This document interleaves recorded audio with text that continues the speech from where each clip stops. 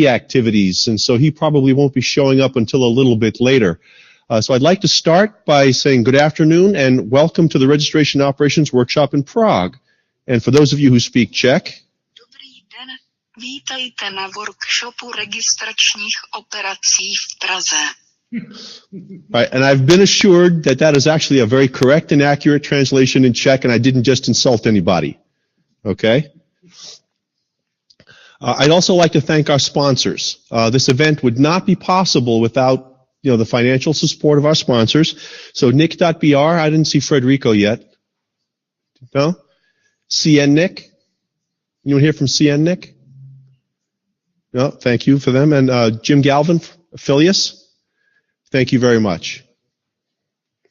Let's step through the agenda, or step into the agenda.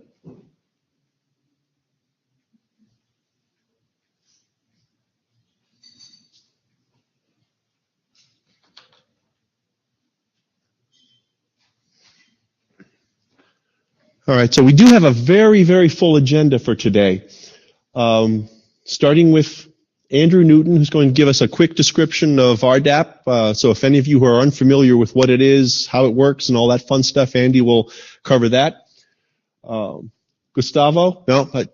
Do you hear? Or is that friend? Okay, thank you. Yeah. We'll be talking to us about a RDAP GTLD profile that was first presented at the ICANN meeting in Buenos Aires just recently. Next up then will be me describing a proposal for how federated authentication can be used with RDAP. The RDAP test suite will be described by Audric of Viagini. We'll have a coffee break. .br, Frederico, hopefully will be here by then, will be talking to us about the Brazilian RDAP implementation experience. Restful Who Is from Weiping Yang. Jaromir talking to about RDAP and .cz. Yeah, thank you. Beyond the IETF's vision of RDAP, Andy will come back and give us a little bit more information about that. DNS Belgium and RDAP by Johan, followed by open discussion. And I did want to make it clear that we may actually find out that we uncover more questions than answers today. That's perfectly appropriate. We know that we're very, very early in the implementation process. We're very early in the process of collecting the kinds of things we need to do to operate this as a global community. So one of the open questions for the end will be, are you getting value from these workshops?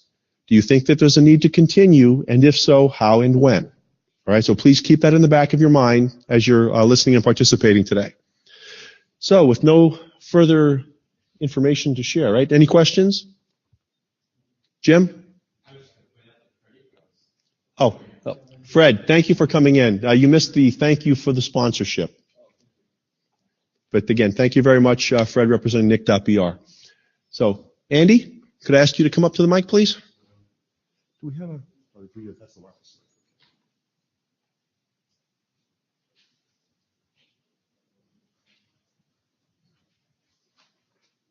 There's a wireless here for you. Testing. Hello. Testing. There we go.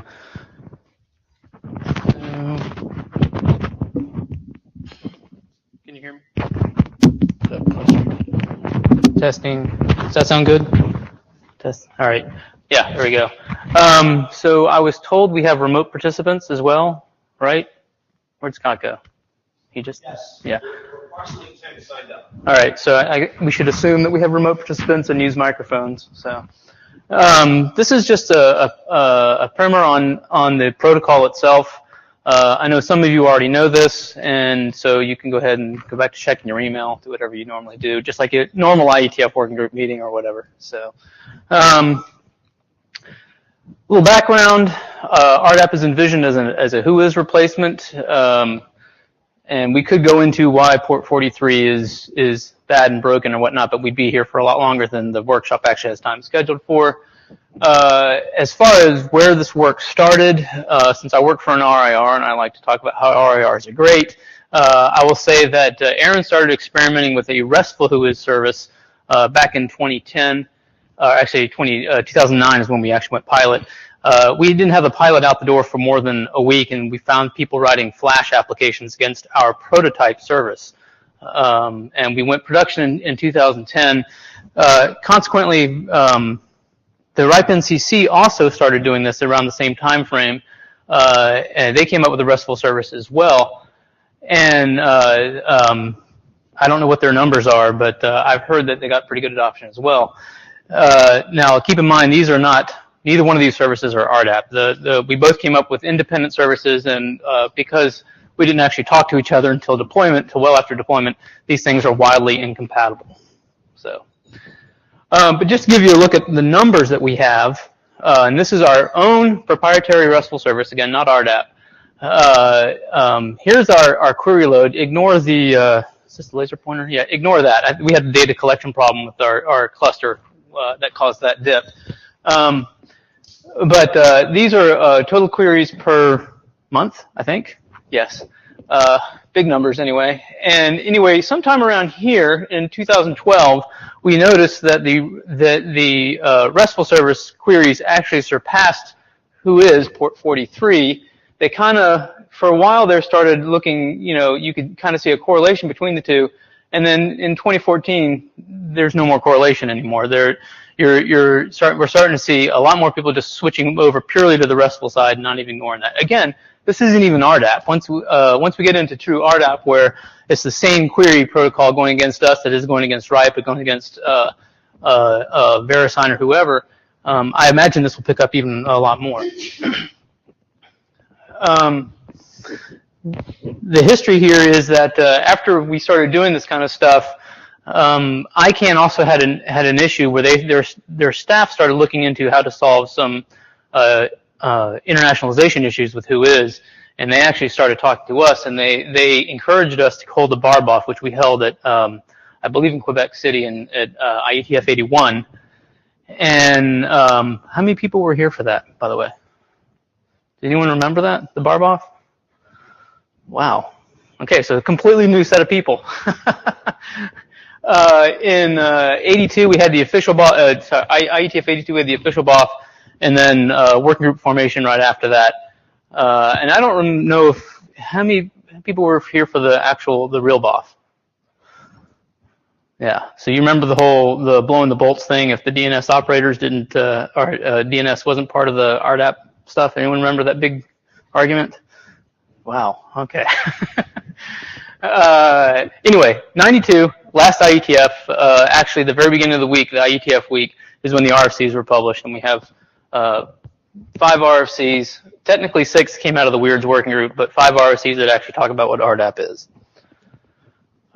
So what are the different facets of the protocol? We actually have the protocol using HTTP. There's that. The actual queries are broken down into lookups and searches. The responses are all JSON responses, and of course there's you have discrete object lookups, which are discrete objects which actually correlate to the lookups, and then search results, which correlate to the search queries. And then there are aspects around security, bootstrapping, and then of course no protocol is complete without some sort of extensibility model. Can you guys still hear me? All right. And by the way, if you have any questions, just go ahead and interrupt any time. So the protocol is HTTP 1.1, and it is only defined using GET and HEAD methods.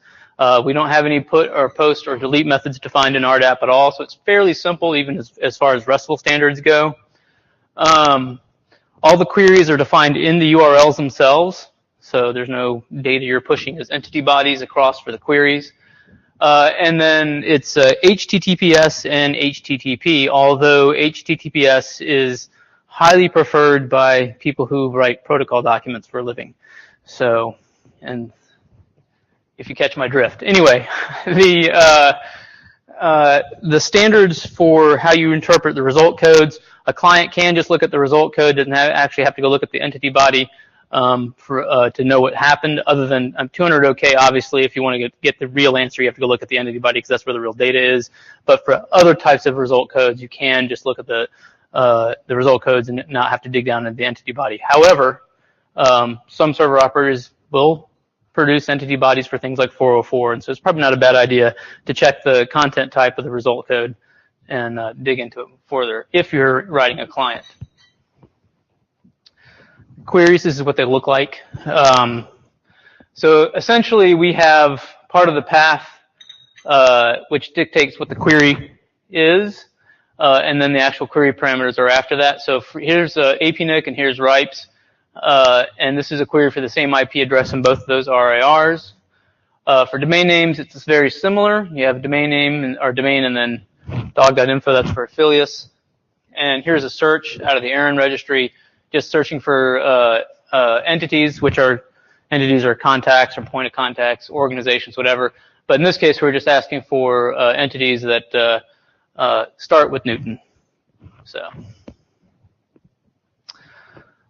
lookups are broken down as follows. You have CIDR or IP address lookups. And really what this is it's the network that the closest network, the most specific network enclosing the match. Does that make sense? I don't know how many people here I know there's 2 RIR people over here, but I'm not sure how many other people understand that. And if you're a domain registrar or registry, it's not really relevant. Autonomous system numbers, domain names, name server host name lookups, and then entities by handle. And a handle is just the old term that it's a standard database term that the original internet started using in their WHOIS systems and their registration systems, and we just kind of carried it forward. It just means a registry unique handle, a registry unique identifier in this context. And then there's this, which I don't know how many people implement that, the /help. We do, but it's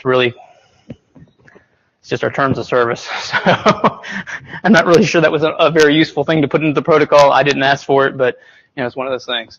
So searches are, you can do domains by partial name server, host name partial match. So these two, the host name of the name server and the IP address of the name server, that's to accommodate the 2 different name server models that different registries have. But it's very useful for a lot of network operators who are trying to determine where their name servers are being used. Name servers by partial host name match, IP address match, blah, blah, blah. This is the example I gave, the natural name match. And the entity lookup by partial handle match, I never thought that was all that useful. I don't really know who implements that. We don't, and I'm not really sure it's that great of a feature, but whatever. The JSON responses. So the JSON response file is broken up this way. You kind of have at the core these common data types, and then those are surrounded by common data structures. And then on top of that, we put what we call object classes. This trying to get away from the concept in JSON of what an object or what do they call it?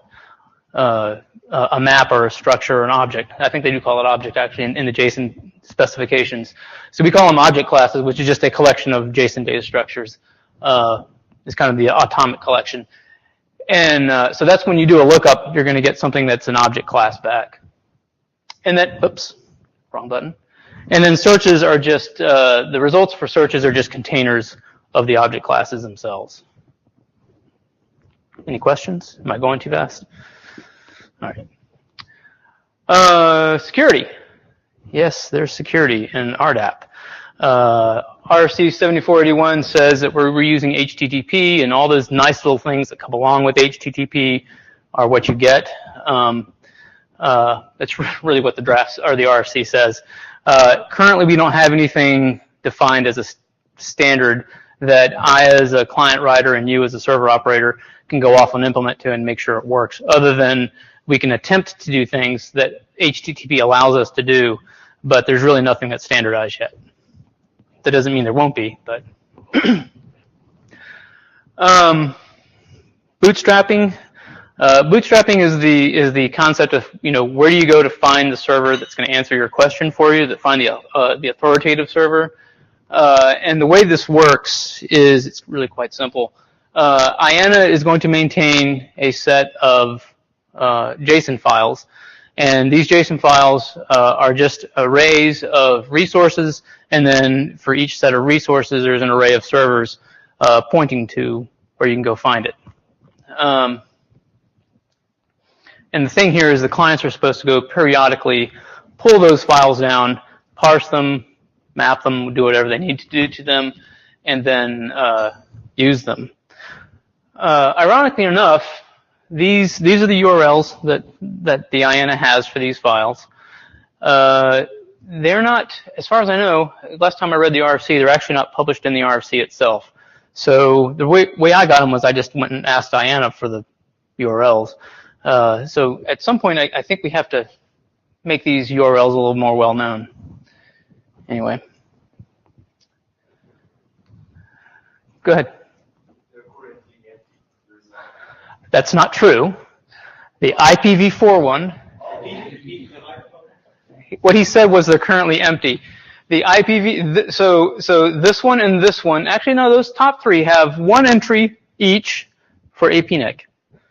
So yes, the DNS one is empty. That's correct. And why they only have APNIC in? They're not, APNIC's no longer in there.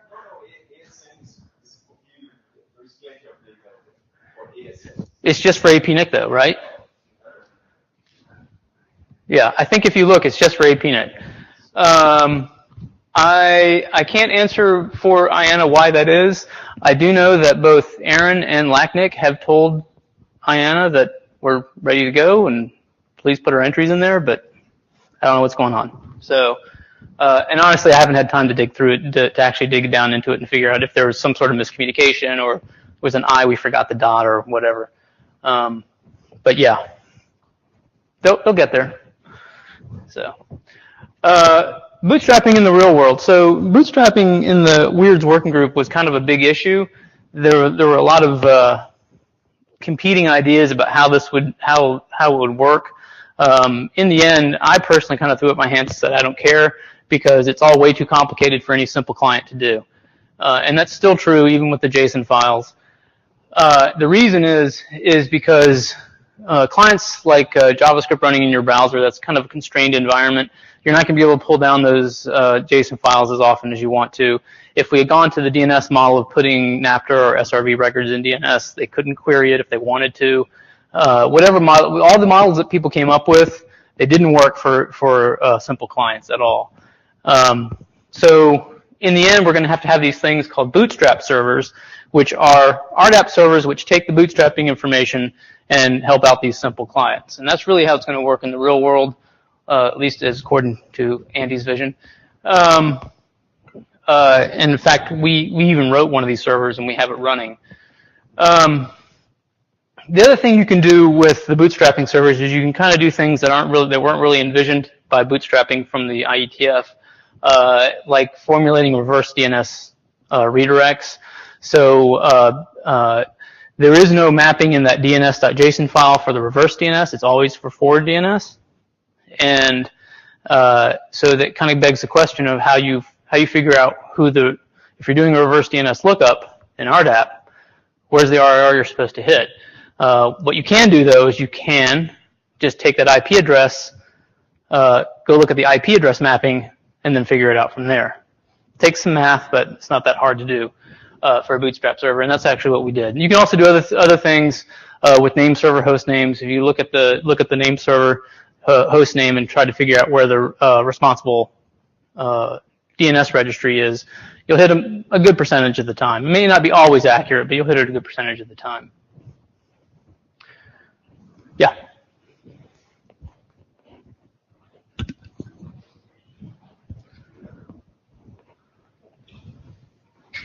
I understand that rdap.org is running a bootstrap server, or is that a wrong information from me? I would actually like to see traffic statistics of the referral servers. That would be really interesting to see how much actually client traffic takes off and how much of the bootstrapping process is actually being used. Yeah, so I can get into that later. We run a service, and we do actually, there is a way of seeing our traffic if you use /help against it. So that's I was just up here saying /help is kind of useless, but that's one place I've been able to use it where I thought it was kind of useful. Is if you do /help against our bootstrap servers, you will see some of the statistics for those servers. It isn't cluster wide, but it does work.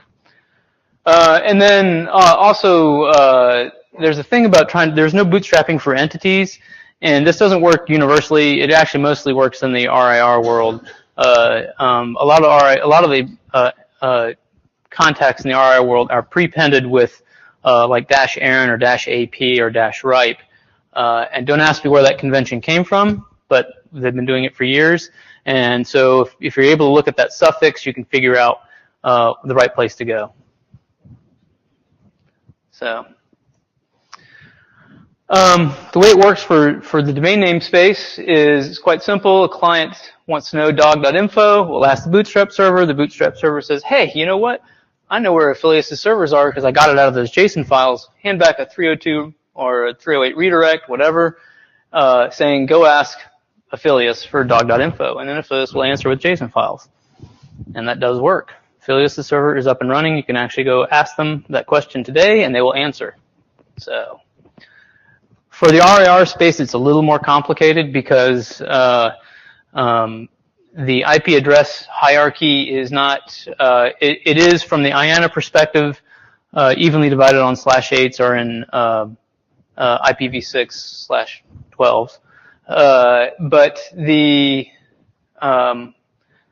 thing is that the RIRs actually have space underneath those things that we've kind of given off to each other, and it's called ERX, which causes all sorts of complications everywhere. But the way RDAP gets around this is you would take a Bootstrap server. If you ask it for this 4565.11 space, 11 IP address, it's going to say go ask Aaron because according to the IANA files, or at some point according to the IANA files, it's going to point to the Aaron server because 45/8 is Aaron's. But it just so happens that's ERX space. Aaron knows that it's ERX space, turns around and says ask APNIC for it, because APNIC is actually responsible for that IP address, and then APNIC will give him the answer.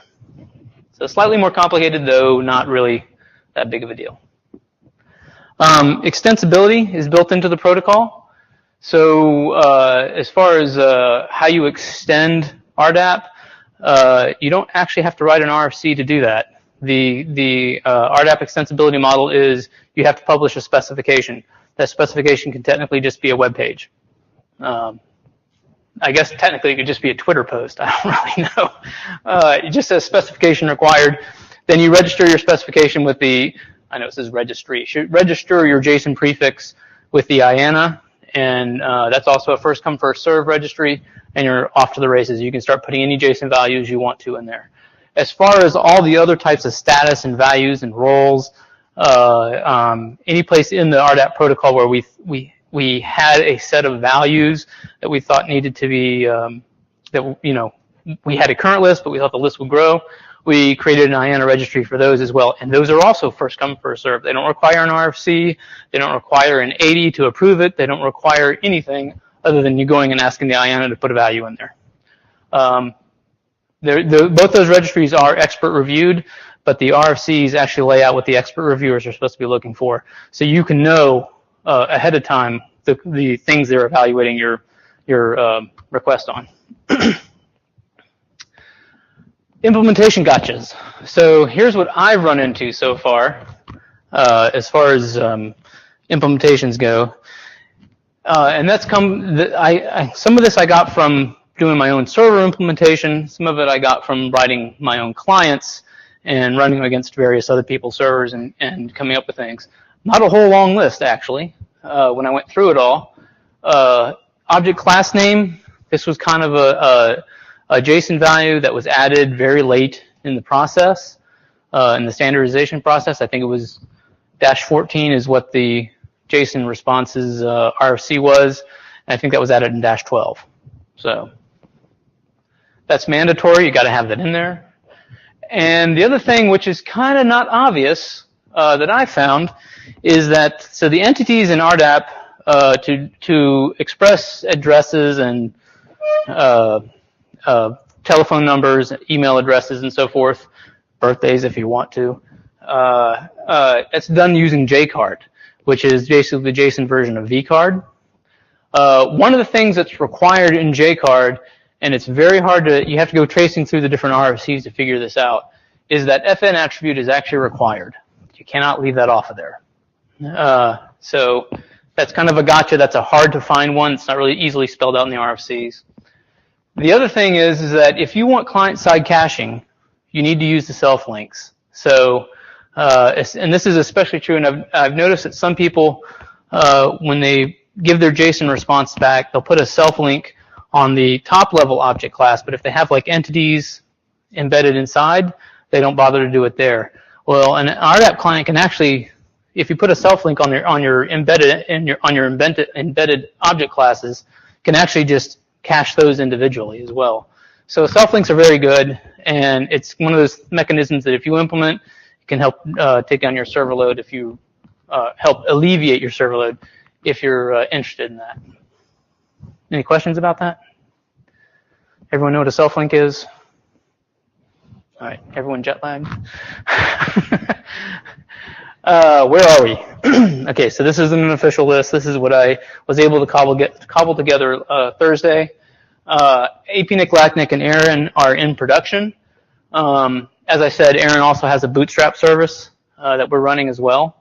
So the intent there being we're trying to help out clients, the simpler clients that don't want to do the bootstrapping mechanism themselves. We don't, even though the software we have for that is open source and it says go download gives you the URLs for downloading the IANA files, we currently aren't using the IANA files ourselves because they're not populated with all the data. Don't ask me when that's going to happen. So we have data in there for our current operational model is if you have a server that's up and running and is answering queries, we'll put an entry in there for you. So if you have a server that is up and running and we don't have an entry in there for you, send me an email, we'll put it in. The RIPE-NCC and Afrinic have pilots available. They're not in production, but you can query their servers. Affilius.info, they have a pilot available, and as far as I know, it's never gone down, so it seems to be pretty good. CNIC also has a pilot available.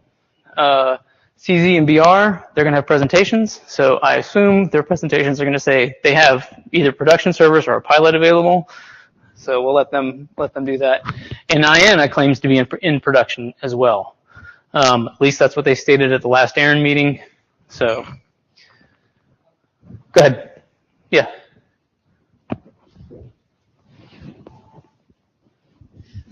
So Jim Galvin here, but I wasn't at the Aaron meeting. But what is IANA going to serve in their RDAP server? They don't have an RDAP server available. What they have is their registries for the JSON bootstrap files. Okay. Thank you. And they claim, at least they told us, that if you're a registry operator, tell them you have your service available, they will put your entry in there. So they're going to, in the RDAP, they'll return the bootstrapping files? Yes. So, yeah. Okay. I do believe they have plans for operating an RDAP server of their own, but that's later on. Yeah. And as far as software we have available, now I checked, I did a GitHub search on RDAP, I don't know, about 2 months ago, and there wasn't a whole lot out there, maybe 4 or 5 entries. And then Thursday I did another search, and there's 3 pages full of stuff out there. Not all of it's relevant to this. Some of it is the word RDAP buried in some other thing that's got nothing to do with what we're talking about here. But there's actually a good amount of stuff sitting out there. We have registry servers. So the RIPE-NCC has a server available. DNS Belgium has code out there, and so does CNNIC. And I also noticed, although I couldn't really determine what NICBR is doing because they don't have a README file on their code, but they have something that appears to be a server and then something that also appears to be a client. I'll let Fred speak to that later.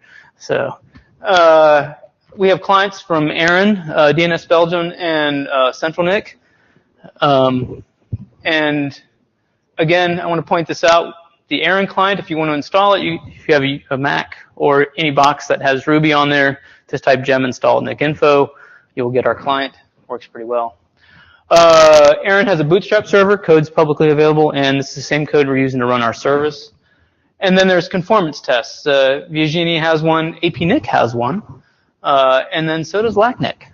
So now there are various tests of various types of conformance tests, but that's what's out there. And I probably missed some stuff because, like I said, it's 3 pages of GitHub GitHub results, and some of it's not relevant, and so and some of it may not be labeled as RDAP as well. So, any questions? Everyone has a good feel on what RDAP is? All right.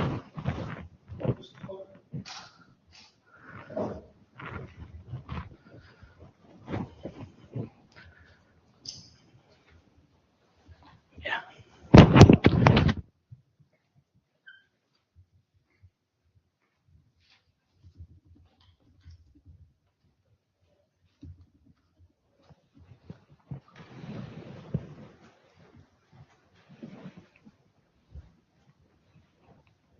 Can you hear me? This is Gustavo Lozano from ICANN. I'm going to talk about the GTLD AirDAP profile. We have a session in the ICANN Buenos Aires meeting regarding this profile, and the idea is to also have this conversation here. This is basically the agenda. I don't want to spend a lot of time why whois have issues. You already know that. And here we have the history of the replacement of the whois protocol from the ICANN point of view. But from this slide, the important information is we have provisions right now in the register agreement of new TLDs, some, let's say, legacy TLDs, and in the RI 2013, this is for registrars. So from a contractual point of view, most of the GTLD space is required to implement AirDAP, which is very important.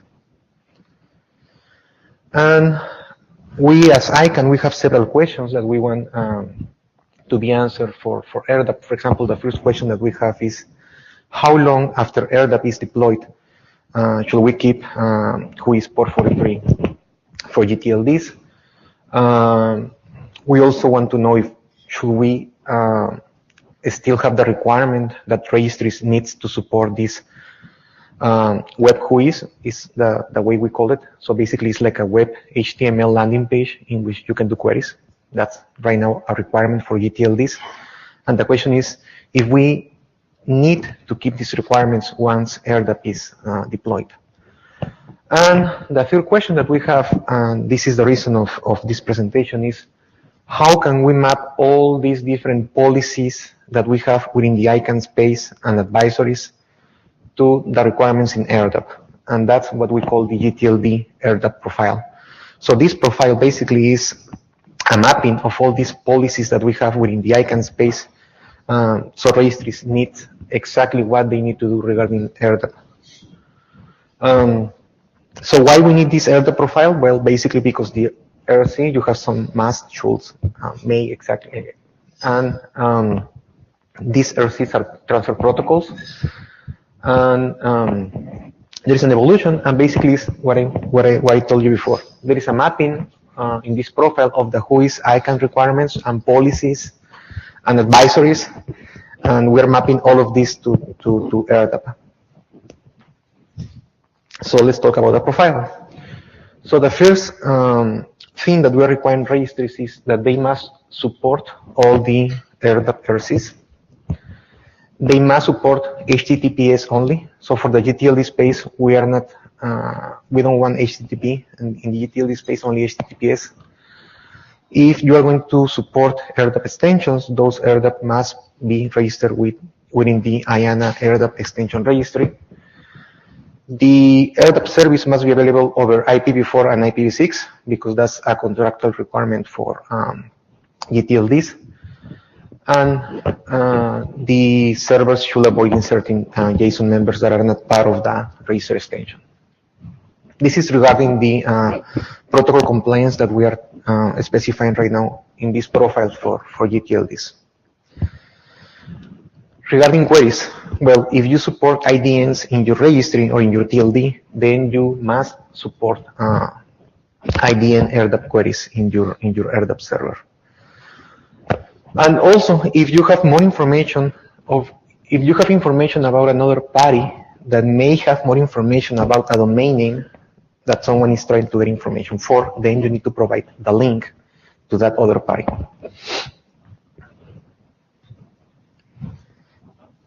Regarding the top level domain object is must contain the A label form. I mean, that's, I think it's obvious. Also, it must contain the IDN form or the international domain name form in the Unicode name member. The top-level domain object must contain a list of all the current domain statuses in the status member. And if you are going to work with contact entities, you should use the JCard structure addresses.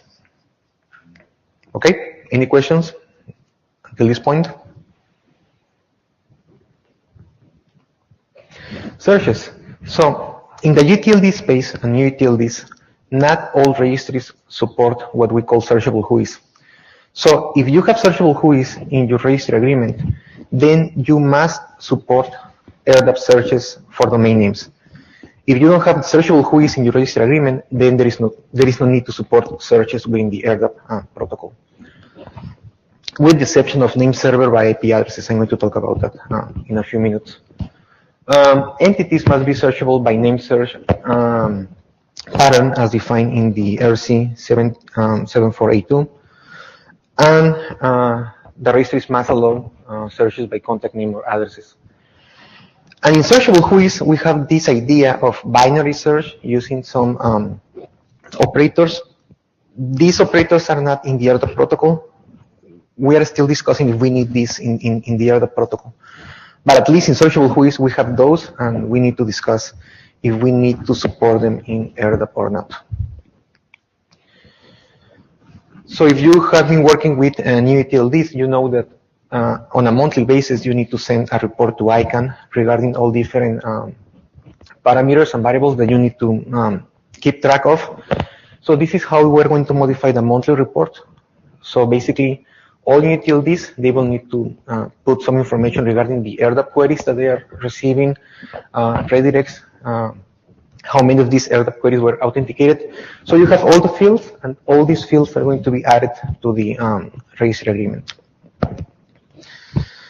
Regarding the SLA or the service level agreement, so if you are in the new UTLD space, you know that you have some service level requirements that you need to comply with. And one of those service level requirements is regarding the RDDS, which is the way we say whois in the registry agreement. So right now, for the RDDS service to be considered to be up, you need to have whois port 43 and web whois up and running. So once we have RDAP for a transition period, you will need to have the RDAP server plus RDAP port 43 plus web whois available up and running for the service to be considered up and running. After the transition, then only RDAP, and if we still require web whois, will be required from a service level requirement perspective. For the bootstrapping, right? So obviously you will need to register your TLDs within the IANA registry for the bootstrapping service. And here the important thing is you will only register this entry for your TLD once you have IPv6 and IPv4 available for the service. It's not here. Yeah, it's here, sorry, on the bottom of the slide. But the important thing is that if you're going to add, sorry about that, if you're going to add an entry for your TLD,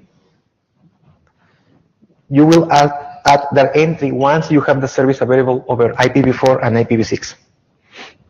Okay? Name servers, RDAP queries.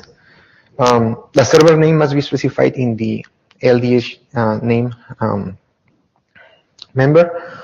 All of the non-glue records of IPv4 and IPv4 addresses must be listed in the IP address member. The Unicode name member may be present if the name server has an IDN name, and if and you must also provide information regarding the registrar in the object for the name server. So registrar responses. So within the ICANN policies, all registrars they have an abuse role. So you need to specify the abuse role in the registrar object for a registrar response, and also you may specify reseller information.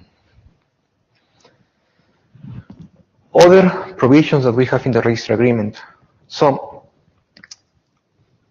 whois, right now in the registry agreement, we specify that all registries need to support queries by IP address. So, yeah, Frederick. I'd like to make a comment regarding this, because not all registries support name servers objects. Some use as attributes of domain names. Well, so I would like this to be very clear in this profile. Yeah. In this profile, because currently our GTLD's implementation does have to provide the name server queries over whois, and it's a hack because there is no structure on the registry actually for that. So, okay, sure. Yeah. Now this provision is more related to searchable whois. So not all registries support searchable whois in the registry agreement.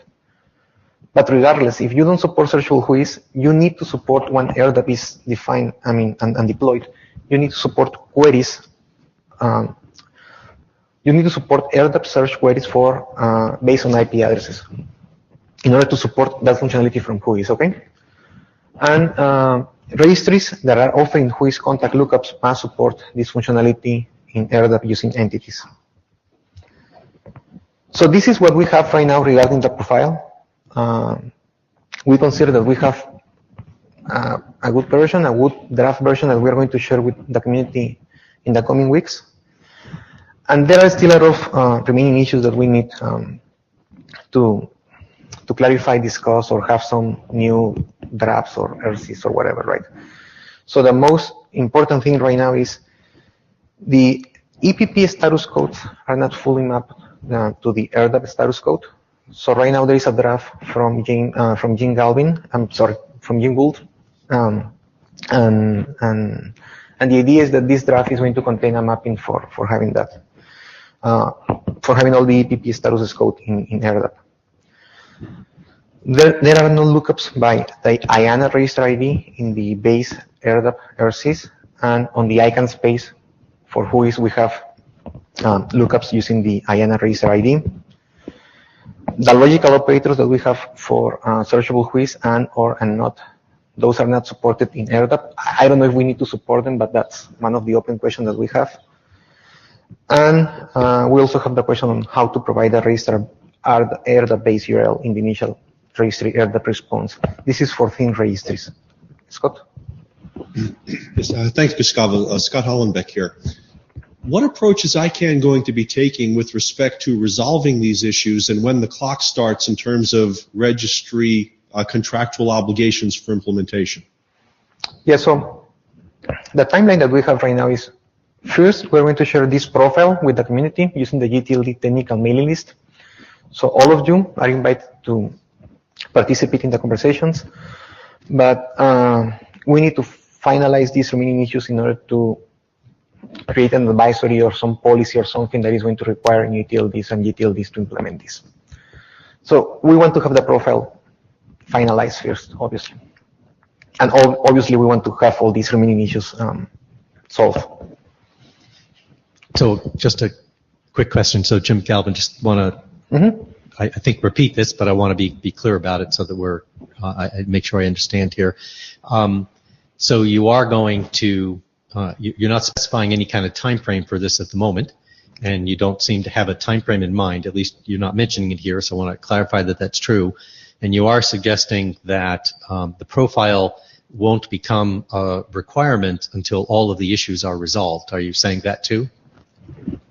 That's what we have discussed internally, yes. We want to have all these issues solved before we put this profile as the final version to the community, yes. Okay, and I want to come back to Scott's question because Scott asked, what is your method, your mechanism for resolving these issues? And I think you said you're going to be doing it on the mailing list, the GTLD tech mailing list is going to be your mechanism for resolving all the issues? Well, the GTLD mailing list is going to be the place in which we're going to start discussing these issues. Obviously, we need to go to the IETF to resolve those issues. Then we're going to talk with the experts and with the authors so we can solve these issues. And if we need to put some work on them, we are going to put some work on them. Okay, so I don't want to turn this into kind of an ICANN, process discussion here, but what I'm expecting, what I would hope is part of your path for success here is not just talking to technical experts about what's possible, but I would think that part of what you would do is bring this whole discussion to the registry stakeholder group in particular, so that you can get some agreement amongst the broad set of parties, as to what they're willing to implement and when. It's not just about the operational side of it. I mean, this really is partly a policy discussion, and I think it needs to be brought into that forum before it's finalized. Oh no, yeah, for sure. Sorry about that. Yes, obviously we're going to engage with the GTLD registry stakeholder group about all of this. I'm here talking from the position of the technical aspects that we need to solve, right? But obviously there are other colleagues from ICANN that are going to take this to the registry stakeholder group and to any other advisory committee that is required to, or stakeholder group to finalize this, yes. Okay, thank you. Just, yes, to play that back once, just to clarify and make sure that I heard it. So yeah, you're only speaking here about the technical side of it, but you're not excluding the fact that there will be other communities and other opportunities to be engaged in finalizing this profile. Yeah, no, yes, for sure. And basically, the issues that we are talking here are most of them technical related, right? And that's the idea. Excuse me, can you go back one slide? The last bullet point, I don't really understand what you're trying to do there. Are you trying to get the registrar URLs into the JSON file, the bootstrapping files? What? No, so in the theme, so we have some registries that we call theme registries, in which the registry doesn't have all the information, like the context and all of that. So we're trying to come with an idea and solution. I know that we have links in the protocol, right? But the idea is you query this registry, which is a theme registry, and we want to specify some behavioral mechanism for the clients and for the registry, so that the registry can say, hey, go and look to this register to get information. And we also want to specify how this is going to be shown to the end user, right? Because right now with the WHOIS clients, there is a lot of magic there. If you go and ask for a .com, they go to VeriSign, they get information of which is the registrar, and they go to the registrar and get information, and there is some intelligence in that client.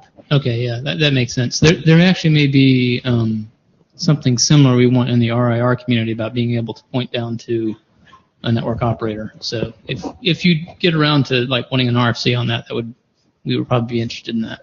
Okay, thanks. So, conclusions. The elder profile, that's something that we consider to be necessary for GTLD registries and operators to be able to map all these policies that we have within the ICANN space to what LDAP should be doing.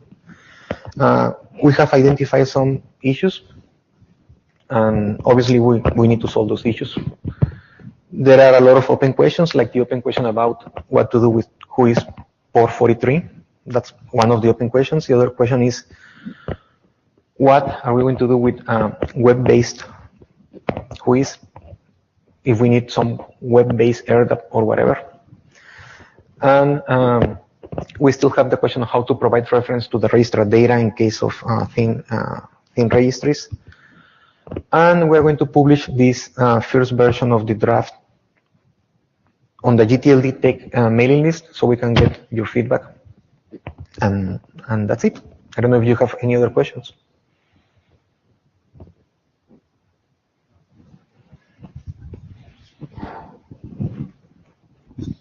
Alex Meyerhofer. You mentioned during your slides that you were looking into specifying some kind of pool search capabilities for the RDAP profile. And I'm slightly concerned about that because, as we all know, that can be highly complex. And I really urge you to look at the minimum possible set of Boolean operations or something like that, because that can also be very intensive on the server resources side. No, I know, and that's basically what I'm saying. We need to discuss this within the ICANN community. We need to keep all that functionality in LDAP, right? Yeah. So, Jim Galvin, I just want to second what he just said and kind of emphasize that point a bit. Searching in the presence of internationalization in particular as compared to ASCII, with who is a very different thing. And it's a very different burden on any kind of RDAP server to provide these kinds of things. So I want to make sure that any requirements that come out for searching initially are really quite minimal, to give us time to really think about and maybe even experiment to some extent on what's really possible and doable going forward. There is so much ambiguity, if you will, around the use of different scripts and different languages and what all of that means. Yeah. Whether you know which script and language is being used in different places. It really is a very different thing to do searching in the presence of RDAP the way that we're currently used to doing it in WHOIS and in an ASCII-based system. And I'm very concerned about where this goes. So, to echo that point and put that out there too, we need to be very careful about that and where we go. Thanks. Okay, sure. Thanks.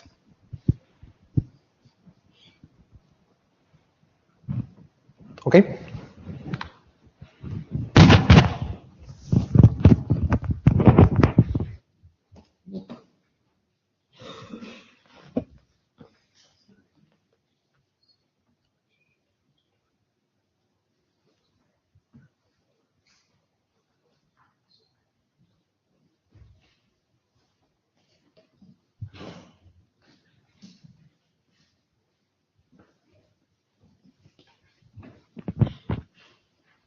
Okay, thank you very much. Moving on.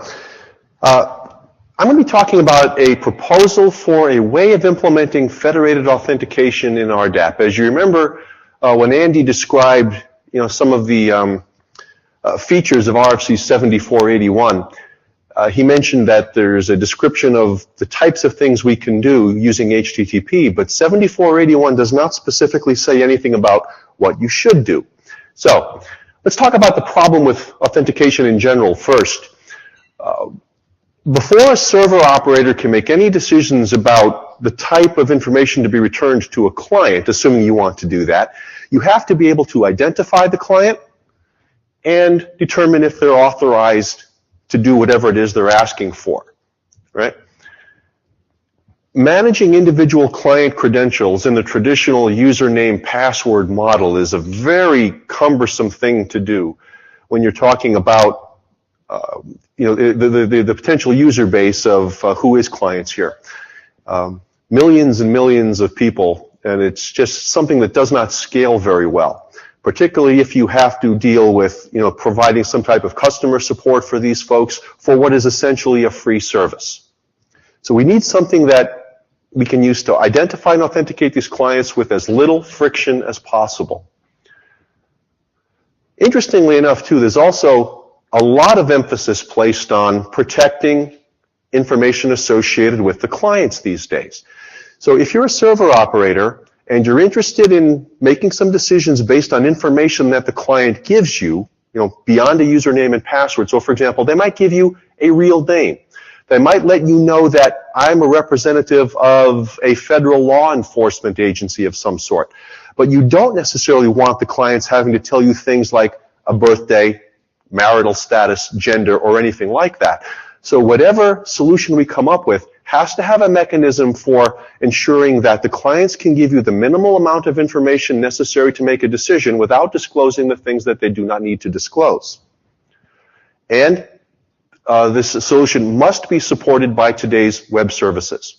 So we got that as a given in 7481. We cannot come up with something exotic. It has to be something that HTTP does today. And if you want a little bit more background information on the thought process and some of the options, the things that the working group considered, have a read through 7481. So I call this the solution. Let me be just a little bit more forgiving here and say a solution. Okay? But federated authentication, as it is currently designed and implemented today, can address many of the challenges, if not all the challenges I just described on the previous slide. So I have an internet draft that's out there, available for looking at right now, available for conversation in Draft Hollenbeck Weird's RDAP OpenID version 02, and I'd like to say it's a version 02, very much thanks to Yarimir's comments that we had a chance to talk during a meeting a little about a month ago or so. What it really boils down to is a proposal to use a federated authentication protocol called OpenID Connect. And if you do a little bit of Googling on OpenID Connect, you can find all kinds of information describing what it is, how it works, right? It's built on existing OpenID and OAuth standards. So if you're familiar with where the IETF has been and what it's doing, we have an OAuth working group that's still meeting these days. But OpenID Connect is standards-based, uses the things, the technologies and the protocols developed here in the IETF, and most importantly, I think for this conversation, there are existing software implementations available right now to do the kinds of things that we'd like to poke at. You guys can read the italicized text as well as I can. So, an approach for experimentation. And this is the bulk of the proposal that I've got in the internet draft and the thing that I'd like to talk about today. A proposal for some experimentation. One of the beauties of this approach is that it allows clients to use existing identifiers that they're already using for other purposes. Things like Facebook IDs, Gmail addresses, Yahoo IDs. There is no requirement whatsoever for a client to go off and acquire some type of a new credential or some type of a credential that is specifically assigned by a registry operator. When we talk about minimal friction, it doesn't get much more minimal than this. And if you're interested in seeing what type of providers are currently supported in the OpenID infrastructure these days, take a look at that URL right there. This is a very, very good list of identifiers that can be used today. On the server side, it does require the installation of some software and some tweaking of configuration settings. But again, the beauty of it is there are existing software implementations that are described at that openid.net website. The software is written in multiple languages, so find a language that fits with what you're doing. I mean, I remember seeing things that, Python-based implementations, PHP-based implementations, Java implementations. There should be something there to satisfy just about everybody, unless you're a Fortran guy or something. So, sorry, you're on your own there. Whatever's there should work with existing RDAP servers and clients, assuming everyone is following the HTTP standards appropriately. And the last bullet, deploy and test. If we can get the server-side software installed on a couple of pilot servers, do some testing using these existing clients, we should be able to get some real use case information that describes how well this approach works or does not work. And that is my last slide. I'd like to spend more of this time talking to you and hearing some conversation than me standing up here at a mic. So, what do you think about the approach? Does this sound like something that's workable? Do you see any gotchas? Is anybody willing to do some experimentation?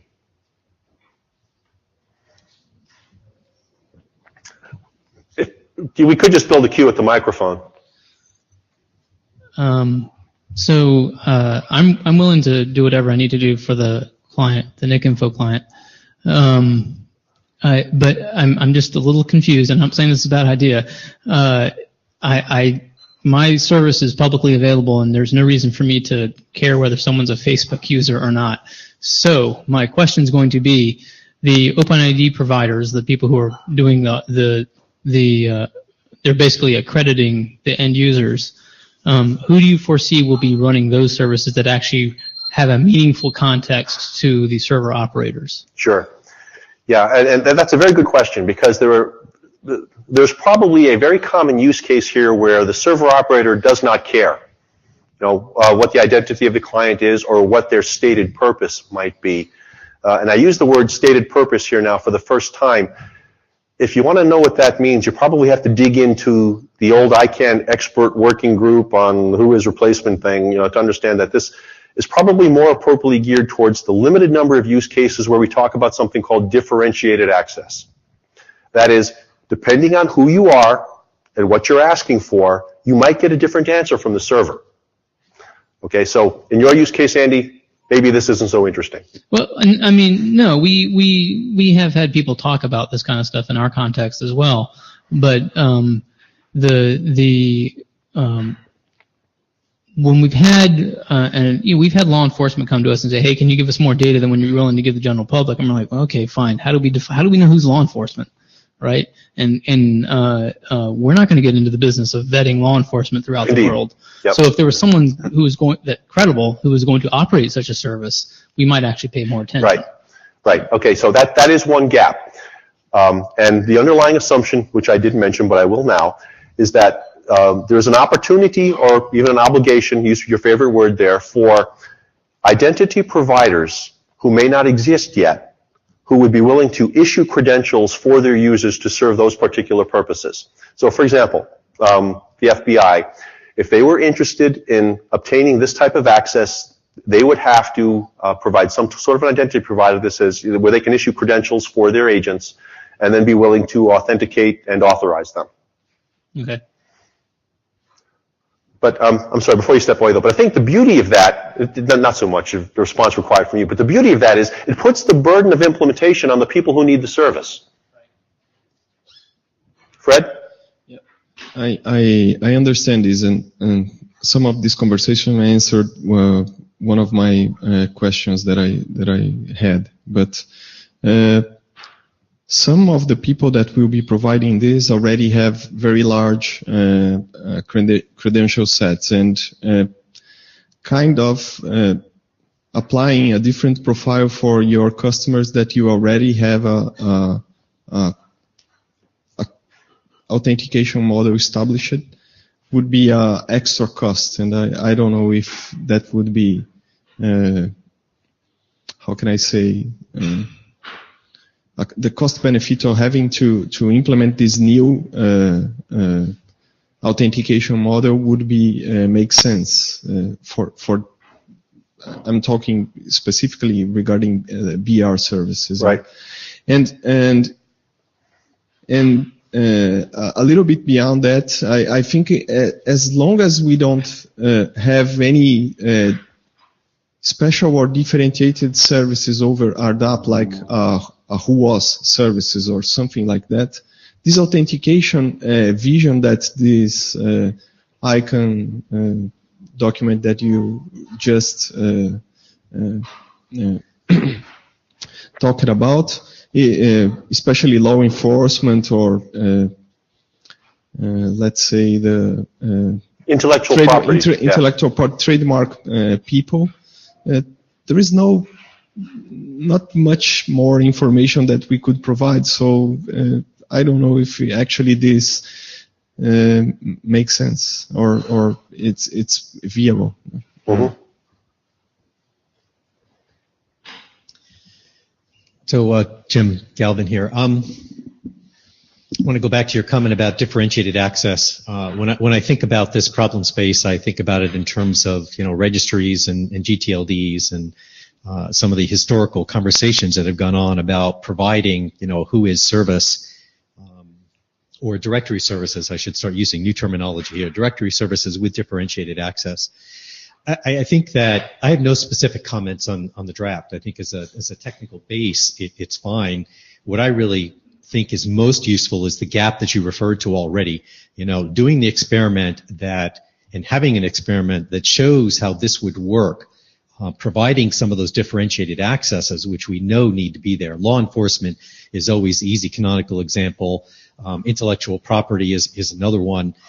You specifically mentioned the FBI, but you have to step back and generalize that problem. It's really a global problem. Mm-hmm. So where do you get that global database and the authority server that's going to tell you whether these credentials are real on a global scale? And the same thing with intellectual property, although I guess they have the benefit of, if you accept Interpol for law enforcement, which is its own question, you do have WIPO for purposes of intellectual property. It would be interesting to see if we could create an experiment that involved, those parties in particular, and create something that demonstrated that differentiated access could actually work and would meet what was proposed by that Directory Services Expert Working Group and some of the ad hoc conversations that have been going on for more than a decade in ICANN and elsewhere on how to solve this problem. I don't know if you've had any discussions in that respect, so I guess this is just more of a comment about finding a way to make that experiment come around. Yeah, no, I haven't.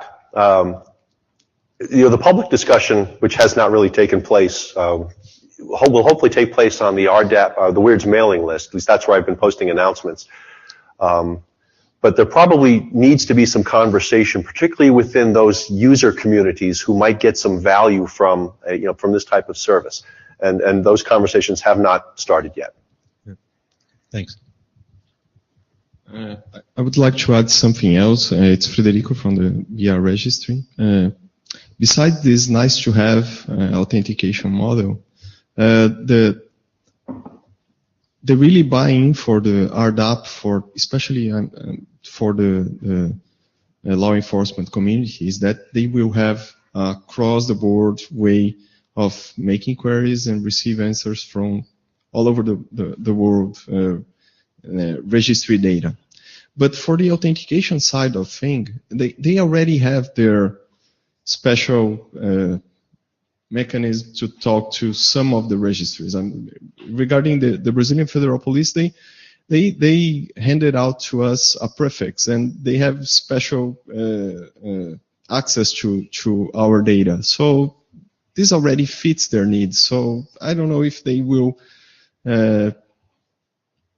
That will be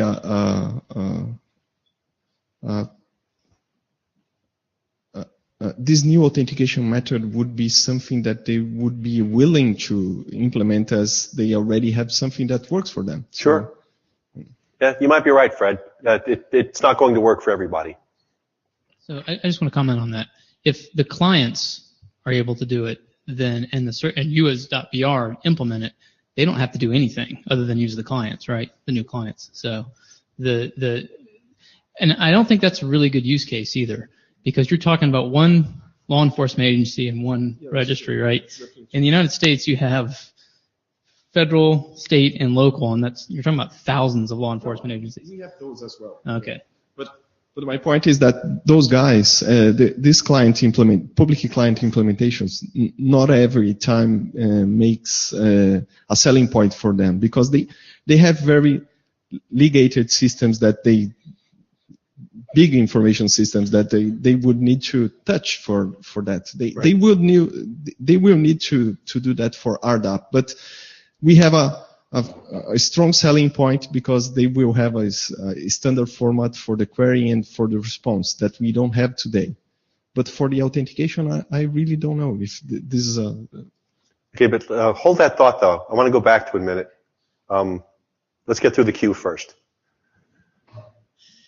So Jim Galvin again, I was just going to make the problem worse and just point out that, the real issue with law enforcement in particular is the geopolitical considerations that come into bear. Doesn't matter whether or not a particular country, assuming you can recognize the country, tells you who's law enforcement or not. Different countries are going to have their own ideas about whether or not they believe those kinds of things. And that's a difficult space. It's challenging all around for any registry, to have to deal with that. And, that's enough said about that, I think. Yeah, Ramitralic.cz. We are talking a lot about this law enforcement agencies, but regarding the authentication, I think that we have much more common group of clients like registrants. So, and even for this group, we can offer some sort of extra value when we have authenticated access from these groups. So I think this is better use case than this one that we talked before. All right, now for what it's worth, I want to make it very clear. Jaromir, I did not pay you to be my straight man here, but that's exactly what I was going to say next, in terms of the hold that thought thing that Fred mentioned. Yeah, there's a business opportunity here as well. Let's just say, for example, that you as a registry operator have decided that there is some minimal amount of technical information that you might return in response to an unauthenticated query. But let's say that you would like to be able to provide more information, additional information, depending on who you're talking to and if they have, cracked open their wallet to pay for access to this additional information. You can't do that unless you know who they are and, who you're talking to. Being able to authenticate them, gives you the ability to charge for an additional extra cost service. But even for registrars, I I really don't buy that because they already have EPP access and they use EPP as their registration data protocol. True. So anyway. Yeah, and I wouldn't see this being something that registrars are interested in. But there are a great number of people who use Whois today for various things, and they're very creative in the kinds of things that they use it for. No more questions? All right. Hello, Jon, Danish, Belgium. I haven't read the draft yet. We have some OAuth experience. I mean, we know that, but we haven't got any OpenID experience. But I think there is some federation, the trust issue we're already talking about. I see some federation benefits if we could all gather our registrars in some kind of federation. But this federation needs to be managed. And then again, we have another issue. And how can we trust everybody that's in the federation? I don't have any OpenID experience, but I know that's a concern. Do we trust Google, Facebook? For private persons, maybe we don't offer extra services, but for others we do, and I don't see the way of differentiating or accepting a higher trust level for some kind of federation identity providers. Sorry. Yep, good point. It's all based on trust. This is Ulrich Wisser from IIS. I have a similar point. I would ask why going OpenID? Why not just talking OAuth 2, for example? All right. Because how you get technically it boils down to you have the OAuth token and make the query, and how you obtain that token. Is that really concern for the other protocol? Yeah, good point. And I should make it clear that I came to this particular conclusion after trying to take advantage of the IETF's wonderful cross-area participation options. So while we were in Dallas, I sent some mail notes off to both the HTTP auth and the OAuth mailing lists saying, hey, us folks over here in Weirds have this particular challenge. Can you tell me something about how the work might help us? I got nothing at all out of HTTP auth and one note from a fellow who's working in OAuth. And the OAuth guy's suggestion was use OpenID Connect. It provides some additional capabilities that go beyond what you get out of just your base OAuth. Now, if you're asking me to enumerate them, I'm sorry, my mind's a little fogged with cold medicine. I'd rather have that conversation away from the mic if we could, so I could go do a little bit of digging. But that was the assertion.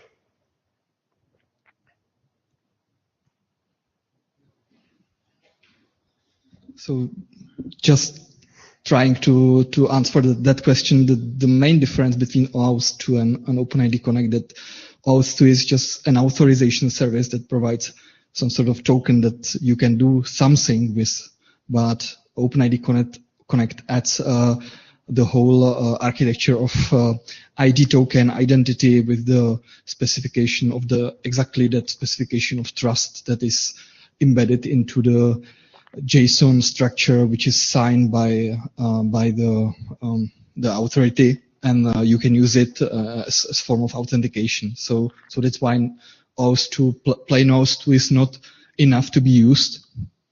And to answer Johan's question, it's actually if you at the end you will have to specify on the AirDAP server side whom you trust, that you will have to specify what you will provide, what services you will provide to this user. So you will still have somehow hold the user ID of some user and do some authorization, but the OpenID Connect providers will give you authentication of this identifier.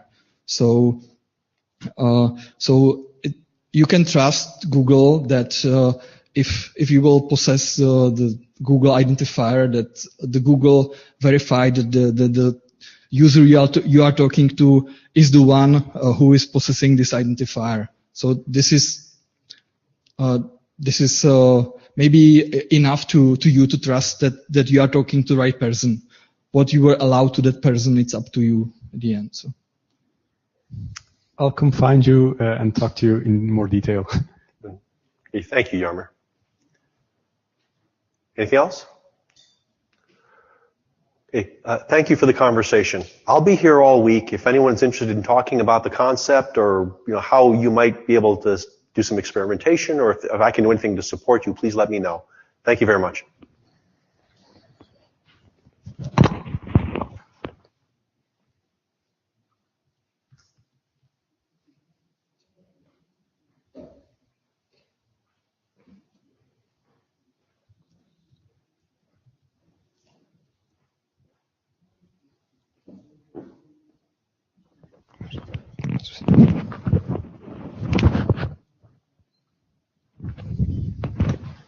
Test. Do you hear me? Yeah. Hello, I'm Audrey Schilknecht from Diagenie. I'm going to talk about RDAP test tool that some of you may already know. So I don't have to tell you that testing is a very important part of our job.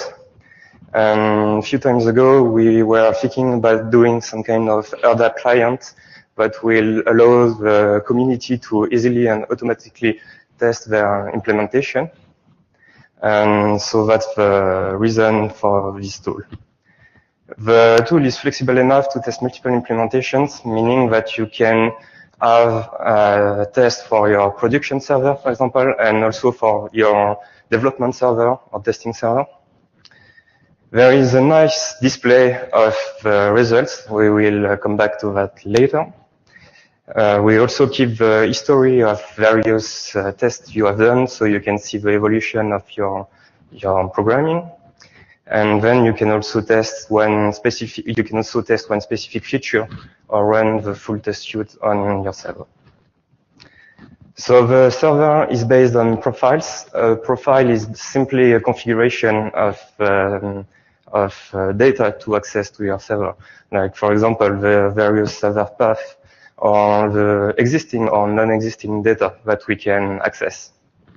Also, we have a list of supported features like IDN, domain search, and things like that. The profile information is to be provided by you guys. That means that you can contact us, then we will send you some kind of template that we will see later in the next slides. You fill the template, then send it back to us. We will add it to the tool, give you access, and then you will be able to test your implementation when you want. So a bit more on the profile. We have a general configuration part, meaning that this is where we define, for example, the URL of your server. If you are using any rate limiter mechanism, and things like that. There is some very basic paths like existing records or non-existing records that are used in some tests. And then we have some specific options. Like, for example, do you support domain search? Do you support IDN? Do you support name server search, etc. We have the same thing for IP addresses, for AS numbers, and for entities. So it's exactly the same idea. So I won't dig on that much more. The tests are of two kinds. So first we have the response validity. That means that we ensure that the response is a valid JSON, that it uses the valid HTTP headers, that it has the few mandatory fields, and basically that it just complies with the two RFC 7480 and 7483.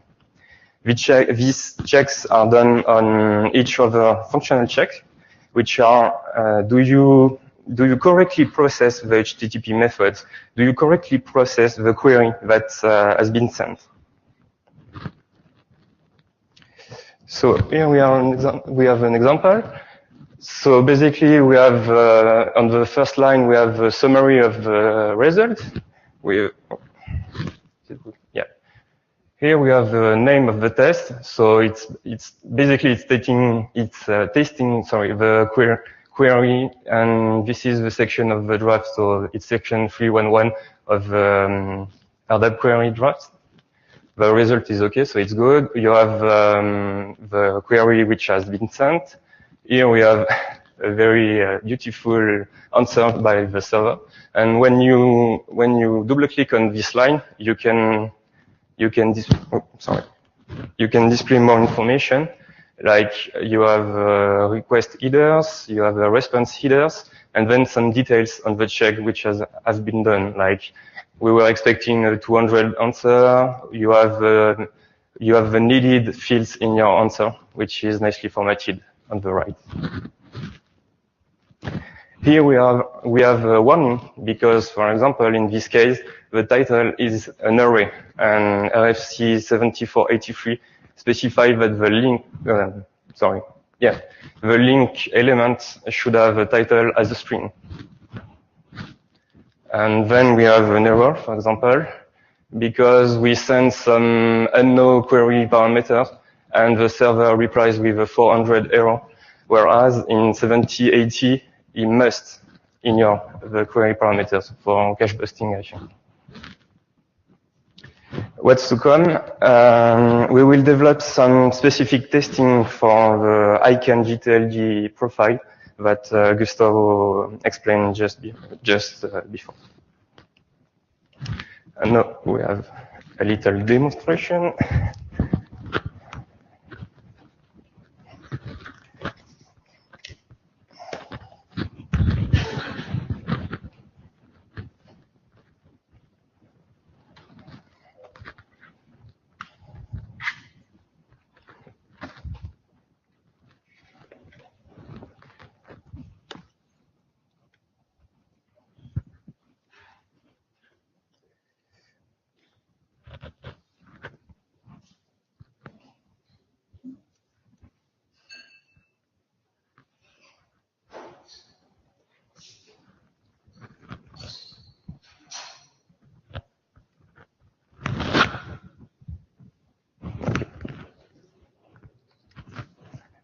So basically, you have this very nice and modern looking interface.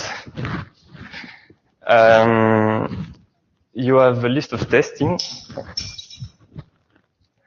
So here you have all the tests which are available. For example, you are testing the HTTP draft section 1, the query draft section 3, and things like that. You can choose your profile. So sorry, Federico, maybe I'm spilling the beans on your presentation later. You have a history of test here. So let's run this one. Yes. So it runs. It will take a lot of time, especially if you have a rate limiting in apply. So here is an example of an already done test. First, you have all the data from your profile.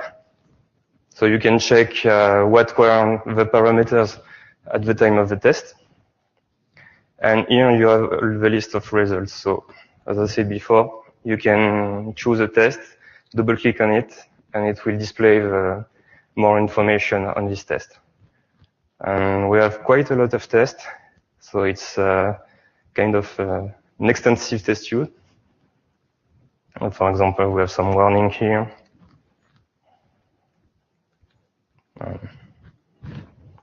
And the /help for Andy. And here we are. And so if you want to, if you want to add your own implementation to our test tool, just drop us an email at this address, and we will be more than happy to help you with that. Thank you. Do you have any question? Johan, Dennis, Belgium. I think I found some source code on GitHub, but is it the full test suite you have? So can I run this locally because my RDAP server is currently not publicly available? How can I circumvent? I'm not sure I get you, the first part of your question. I found some source from you. It's not ours. For now, it's proprietary, and we will be evaluating to open source it later. So But for the second part, if your server isn't available, you can't run it. Okay. Sorry.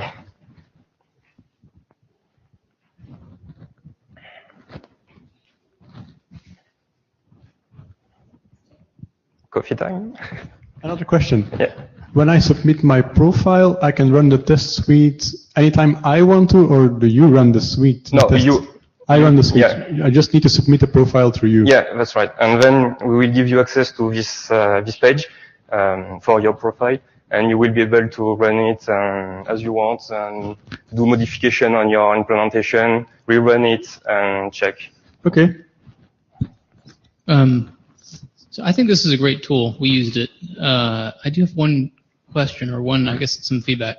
There are some features that we don't support, so we respond with not implemented, and they return as red. So meaning in error, but it's not in error. So I can't remember off that. They're like name server lookups. We don't support that. Sorry. But that we return the proper HTTP code, but it comes back and says wrong. You're supposed to support this. Yeah, there have been some discussion about the 400 versus the 404 results code and things like that. So that may be one of these cases. All right. And if I want to update it to point to our current servers, can we just send you email? Yeah. All right. Another question. What kind of authentication mechanisms does your test suite support? That's a good question. I'm not sure I know the answer right now. I think I'm not sure we support authentication actually. Or at least I don't think we have any profile which supports authentication right now. So maybe this is one of the evolution that we will have to do. Okay.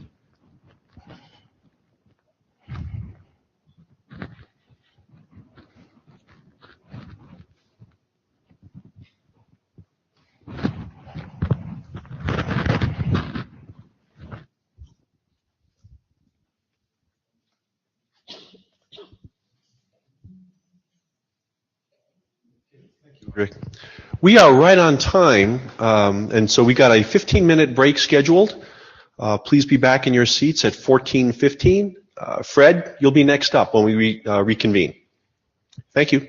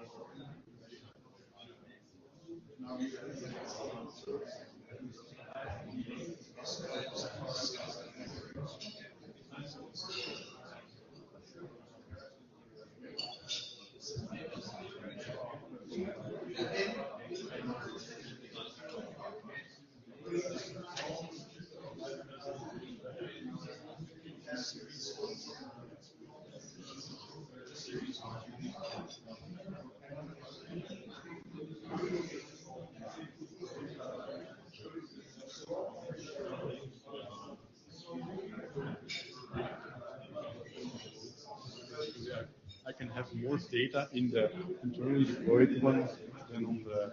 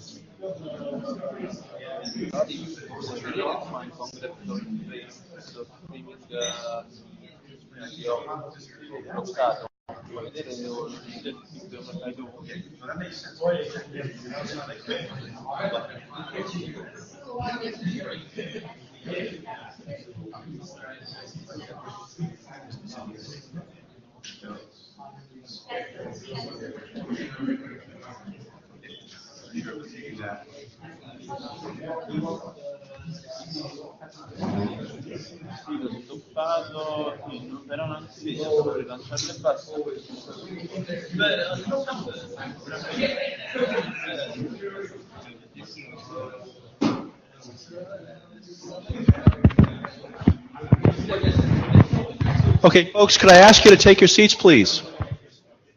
We're about ready to reconvene.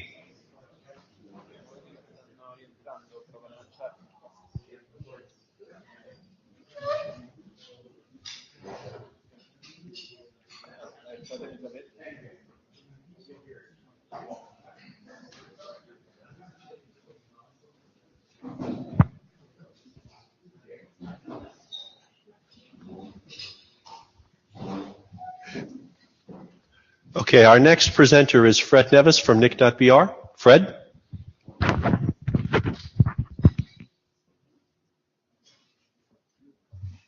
you hear me? Do you hear me? Yeah. Okay, so it's a short presentation talking a little bit about our experience implement the RDAP standard and what our deployment plans. So implementation experience, it took us probably around 4 months to do development, the RDAP server and a new REST backend. In general, it was straightforward. Public test suites are very, very important. Thank you, the Viagenic folks, for that. Regarding vCards, it makes life a little bit more difficult than it should, but it's probably due to lack of good libraries, especially on the development environment that we are using. They are not available, so you have to dig in all those documents that Andy said regarding the vCard specification, and that was a not easy part. Regarding the extensions, the way we created that, we are not completely sure we did it the right way. But in some cases, because we are using the entity type for different kind of objects, some of those extensions depend of the kind of the objects to be meaningful. So some of them can make no sense. Behavior, implementation experience behavior. We have a policy on BR that we have it's called the equivalency name policy. It applies on hyphens and IDN names, because if you have the base name or if you have a registered name in the registry, and if it has an equivalent name, you are the only one entitled to make the registration or allow it to do the registration. So if you query if one of those variations on our directory service, and you will get if that variation doesn't exist, you will get the equivalent name. So for that implementation, you are using pointing to a reference. Like here, you are seeing a query for a domain name that is that is rafael.net.pr, but actually you are making the query if they had a acute accent on the first A. So that IDN name is that representation. So this is mapped to equivalent name without without this accent. So we are implement that way. So protocol extensions, we wrote some three. This first three in the first line is for the name servers and DS check status. It's something that we have in the registry, and we are using those extensions to present this information. The arbitration one is just we have a situation that some domain names registered after some date apply this policy, so this is just to signal that information. The responsible for registration, it's already another extension. Customer support services just for the registrars information that we provide through RDAP as well. NICBR domain count, INET count, outnum count is three properties that we extend to show the amount of objects that this registrant has. If you are authenticated, you will get the list of those objects, but as references. But if you are not authenticated, you only receive the counts. The autonym reference, it's a peculiarity of our IP registry that there is an association for if you have a IP block, you have an associated autonomous system number because of policy. And we still carry on our for the registry side of thing. You guys will joke about that. We still use RIPE 181, so we have implemented this as a this routing policy object. But hopefully, when we have a routing policy specification, we could drop this and use that. Yes. Two questions. NICBR responsible. Why didn't you just use that as a role as opposed to creating a whole new? Is that a role that you say it's an extension field? So it's a role. Oh, okay. It's a role. Yes. So how many of these are role? How many of these are values in an IANA value registry, and how many of these are actually JSON new JSON fields? I don't know out from my mind, but we could talk later. Yeah. Okay. Yes. The other thing is the very last one, the routing stuff.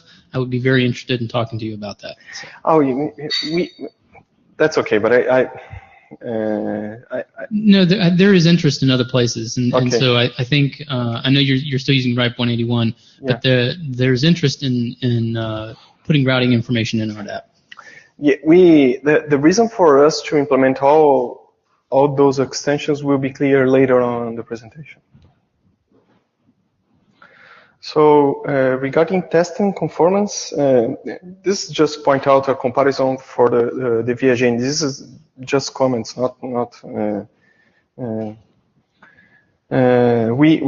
we see not only on the VIAGN side but others clients that we have seen. There is a lack of support of name server host objects. There is only support for host objects. People don't normally support host attributes, and then in some kind of clients expect name server handles, and we just don't have them. Regarding one of those IP addresses tests for VIAGN, the empty path segment, the framework that we are using ignore them, like Apache and Nginx and others. So we return a not found and not a bad request for this kind of error or test. And leading zeros, so the implementation, the way we implement it, we are just transforming the string using a toy conversion. So leading zeros So it would be more costly to do a semantic evaluation of the field before you just try to convert it to a number. So we just return a valid answer. And so the robustness principle regarding our options for that. But anyway, regarding implementation architecture, our legacy WHOIS is a asynchronous proxy with pre-forked handlers in behind. It's a C++ code, 18 years old, very old, and we want to get rid of that. So the new implementation is written in Go and use a REST backend, and yeah, it's it. Quite simple, straightforward. Rate limiting, we currently do the rate limiting on the directly on the WHOIS server. Actually, we will keep doing that on the RDAP server, but the point is that we now have the whitelist, blacklist, and all the rate limiting information in a centralized database. We are using Redis for that, so we could keep all the front end of the directory services servers synchronized using this kind of distributed information technology. Our deployment plan. Currently, this is already available as rdap.beta.registro.br. It's running on the side of our WHOIS server. And the deployment plan and why we implemented that those extensions, it's because we plan to we have the code already written, but it's not yet public. Our WHOIS server will be a proxy to the RDAP server. So, and as we carry those information on our WHOIS presentation today, we have to have this through the RDAP as well. So in the following months, we will have this architecture in place. That our WHOIS port 43 will be actually a proxy WHOIS to RDAP. And later on, we in Q1 next year, we plan to completely remove the WHOIS web service and have a web directory service available. But for that, we need authentication. But I'm talking about the authentication of the current users that we already have, not this federated method of authentication. And search available for, but not as a public service, as a service for our customer services and some law enforcement and other agencies. And that's it. It's basically what I have. Any questions or comments or? So, thank you. Stop.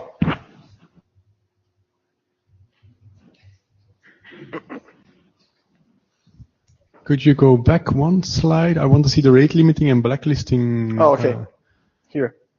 So you have, when you change your architecture, when the WHOIS will talk to the RDAP, okay. Will you drop everything regarding rate limiting on the WHOIS side and just depend on everything will be done on the RDAP. So we will just this WHOIS proxy will have a special token to pass end client information to the RDAP. So the rate limiting will be applied on the RDAP as the end user or end client would be talking directly to it. You're passing the remote IP from your client through the using some custom header. Yes. Okay. Actually, X forwarded for, I think. Yeah. Yes. Yeah, okay. And blacklisting and whitelisting, it's all depending on IP basis. Yes, everything is IP no based. Yes. Okay. Yes. That's it. Thank you.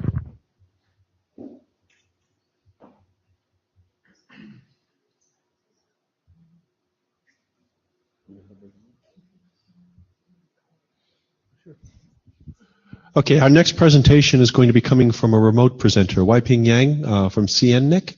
So just give us a moment here as we do the needed logistics.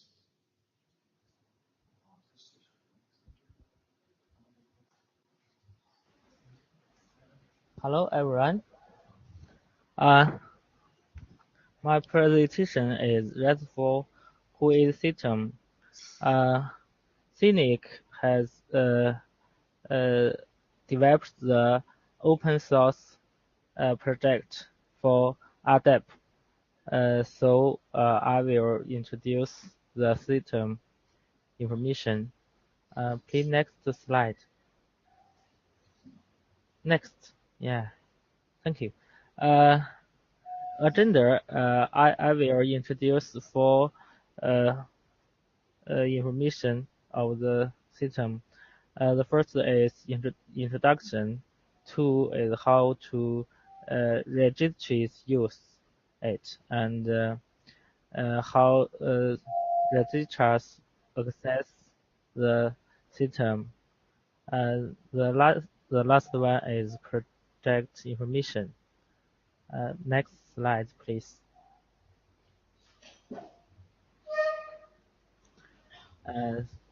RESTful GUIs, we have deployed the RESTful GUI system for our new GTLD dot 网络 and dot 公司.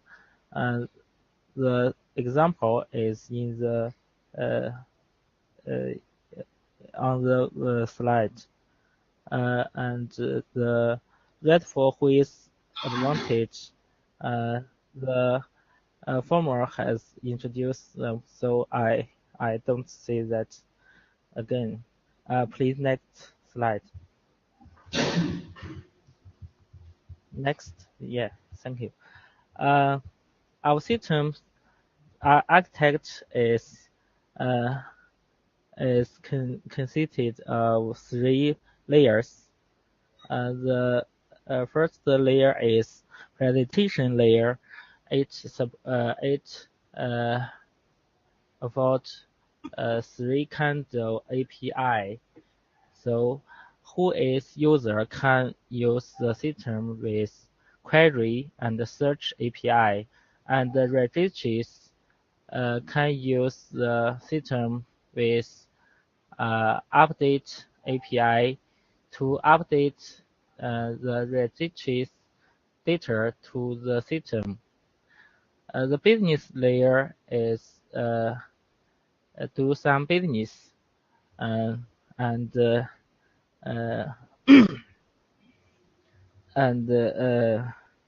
makes the response to the presentation layer.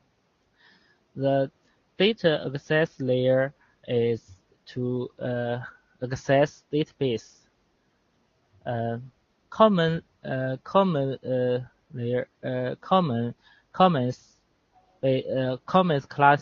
and to develop some modules. Modules just like entity, domain, name server, and IP, and data transfer object, and param parser. Param parser to pass the param. Util is util to util's function is to make response and make JSON format. Next slide, please. And our system supports extension. We can use the function extension. Function extension is we use pre filters and after filters to support some function extensible. Just like redirect and domain project, because some registries want to protect some domains to reserved.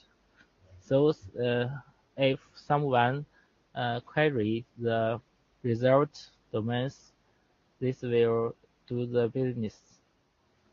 and after the query, we use after filters to do some also some authorization and some policy, just like some fields, the registry wants some fields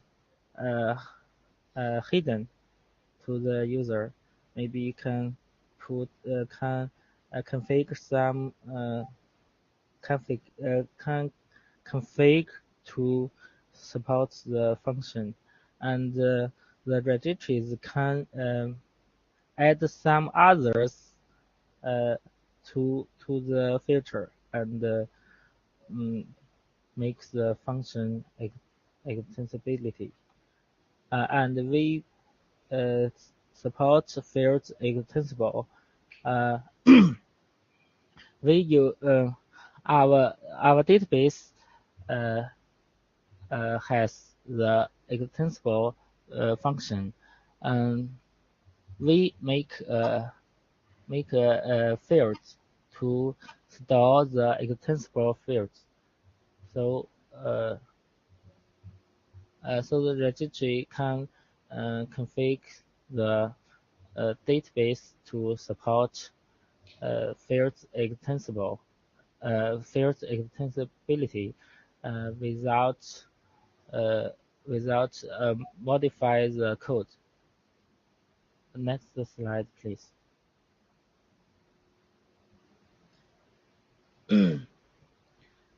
Then the next two slides tells the registry how to use the RESTful GUI system.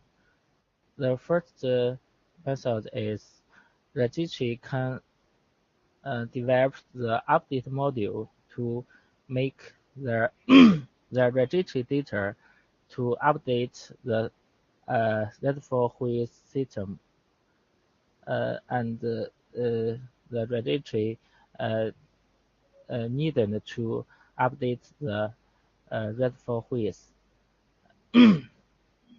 Okay, the next slide.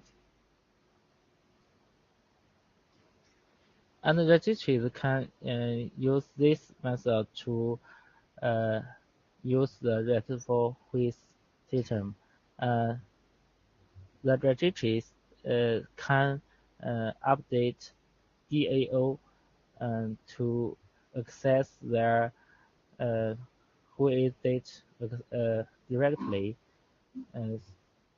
So the registry needed to develop a new system. Next slide, please.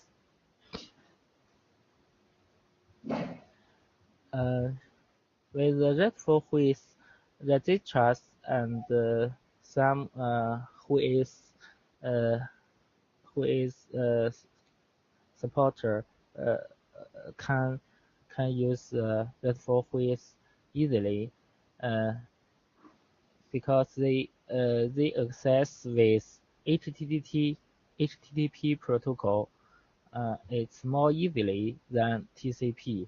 They develop the web system needed to access business, just needed to access to do some business layer to use TCP. They just send the HTTP protocol to the RESTful GUIs. Next slide, please. We have finished the version and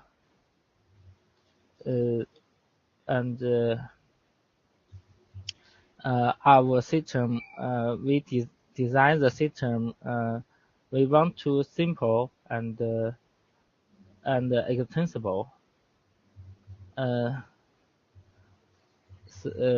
And we plan to developed more functions, just like client or and add some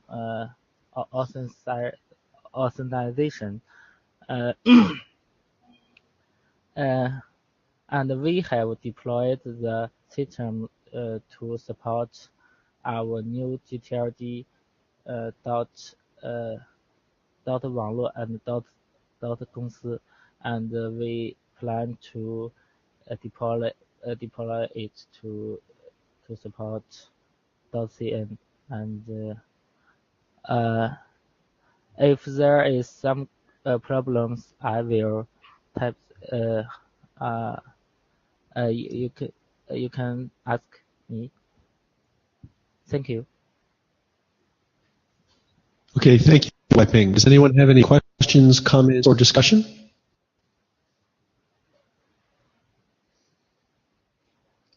Okay, no one's going to the microphone, so yes, thank you, Wei-Ping. Our next presenter, Jaromir Thaler from CZ.NIC. Thank you.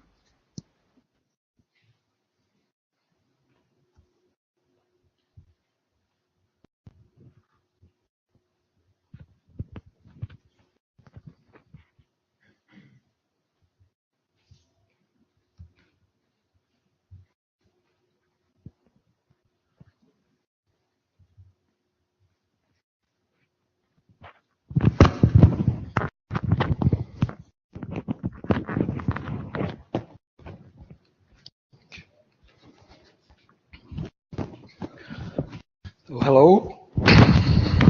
Hello. My name is Jaromir Thaler. I work for CZ.NIC. So, as the IETF host, let me also welcome you in Prague and in Czech Republic. I hope you will enjoy stay here. And we prayed for the good weather, but maybe we exaggerate a little bit. So I believe that the sun will not be as hot the whole week. So I will have a quick overview of our AirDAP activity in .cz registry. I will talk about our motivations for why we did that, some implementation details, experiences that we've got, and some plans for the future.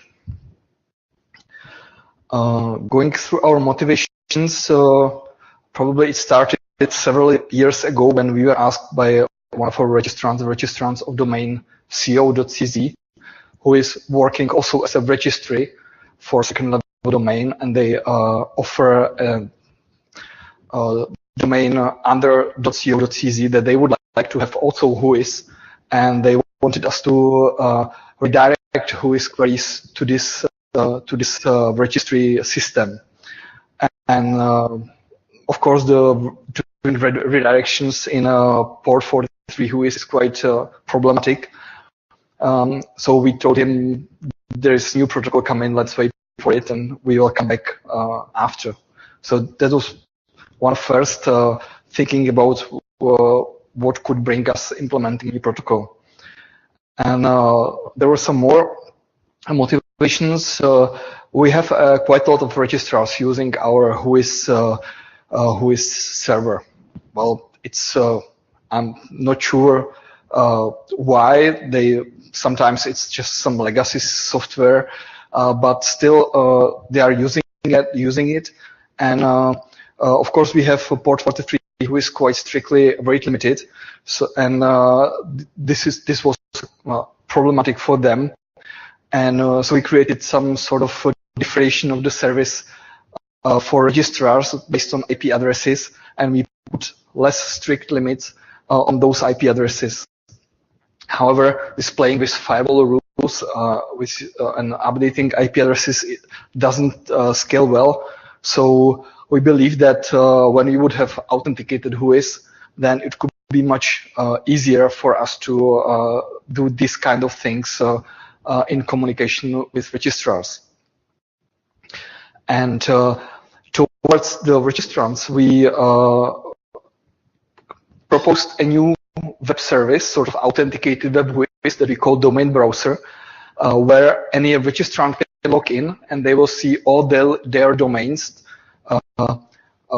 regardless who is the registrar of the domain. So they see all the domains, all his objects, name servers, and it's all based on connection with our identity service that we have. This is called MoiID, and it basically means that every contact in the registry is able to possess credentials if they are validated. So we are doing sort of validation of information in the entity, like email, address, and phone number. And if these data are validated, then we provide them credentials, and they can use our own services, like this domain browser, for example, or all other services, because we are using providing also OpenID interface into this identity service. So having this authenticated web service, the RDAP could easily provide alternative for CLI tools to query the same data that they can do when the registrants authenticate themselves into this web service. So that was the third motivation. And of course, the fourth motivation is that every new protocol needs some implementation to provide its good. So we decided just to implement it as a support of playing with new technology. We implemented our RDAP WHOIS as a plain copy of our old port 43 WHOIS, which means we provide the same data, the same policies, the same rate limits, the same disclose facility that we have in WHOIS. So it's a public service. It's currently without authentication. It's open. We used as a tool, we use Django REST framework, so it's written in Python, and it's built on top of our open source registry called Fred. So we provide it as a package within this open source tool. So I hope that all about 8 ccTLDs that is using our open source registry software will soon have also this RDAP service enabled. And we launched it in 2014 at the end of the year, but based on drafts at that time. Supported queries were queries for domains, entities, and name servers. As I said, there is no authentication, and there is no search possibility currently, just lookups. And because our registry has quite specific data model, we created some extensions, because in our registry we don't have name servers directly attached to domains. We have intermediate objects called name server sets. So we created extensions for CZNIC name server set and for DNSSEC also CZNIC key set. We also had quite a lot of object states that we maintain on domain. So we use this our own set.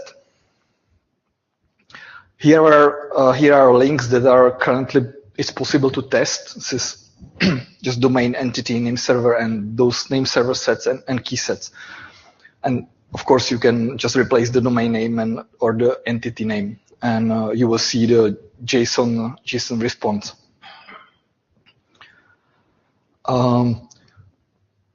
As you know, RFCs were released in March, and about at the same time, we discovered this via Genie RDAP testing tool. So we try to test whether we are compliant against these RFCs, and we realized that we are not compliant because, as Andrew mentioned, that object class name things that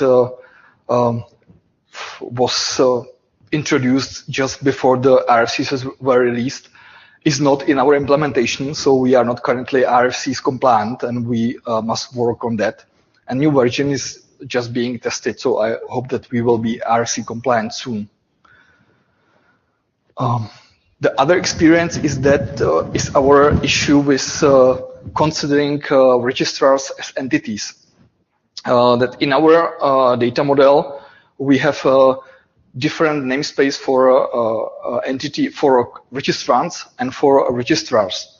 And so if it's possible to have two names for a registrar and for registrant. However, in RDAP standard, both namespaces are considered as a unique. It's registrars are entities the same as a registrants. So currently, it's not possible for us to include registrar information about registrars also in RDAP. We are thinking whether we would have to create a new extension as a new object, or if it's doable. I'm not sure, but we are also considering to somehow merge these namespaces and to have just one. There are some advantages of this also. So in port 43, it is able to query registrar handle and get the information about registrar. It's not possible to do the same in our RDAP solution right now. And as mentioned, we have quite a lot of different values in this status field. Some of them, maybe 2/3, are easily mapped to already registered RDAP JSON values. But some of them, they are still unique. So we will probably need to register those values in the IANA registry. If it's so easy as mentioned, I wonder whether it's really true. It's just sending an email to somewhere, or we'll see. And just some notes for the future. We would like, of course, to get compliant with RFCs.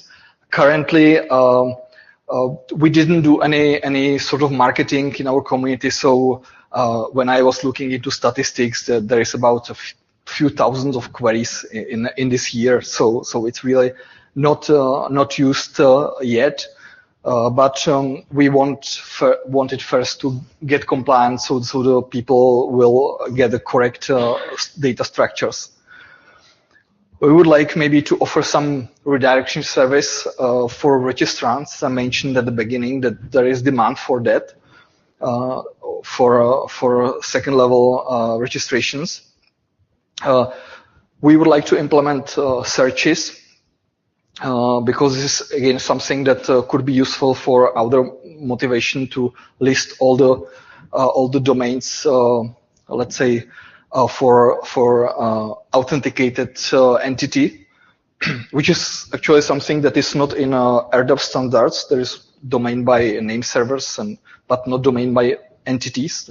But I don't know. It's another question whether it's possible to extend the search mechanisms in RDAP also, not just values and new objects, but also the search mechanisms. And of course, we would like to integrate our RDAP with our identity service to test all these authentication possibilities. Our identity service currently has OpenID 2.0 interface, and we are working on OpenID Connect interface. It will be released maybe in a few months. So then we will probably be able to start to integrate our RDAP and our OpenID Connect identity service. And that's all from .cz registry and RDAP. So if you have any questions, I'm happy to answer.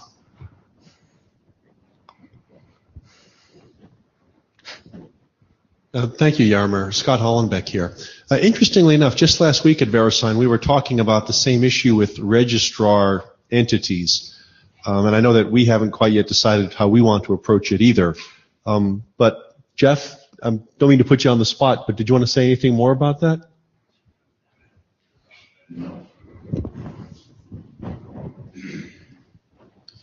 Jeff Warrington. I was just asking during the break, for some history, and Jim Galvin provided some of the history behind, why registries are being asked or have been searching, at least via port 43, the list of registries. And in discussion with Gustavo, there's been some mention and some support for maybe removing the requirement that we search registrars in the RDAP. I don't know how we'd go about that, but I'm fully in support of it rather than conflating the problem, combining contacts and registries under entities, since we're not the authoritative list of registrars.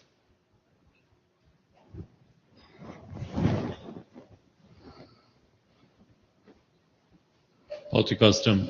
I've also struggled with how I should implement the registrar entities with my own RDAP implementation.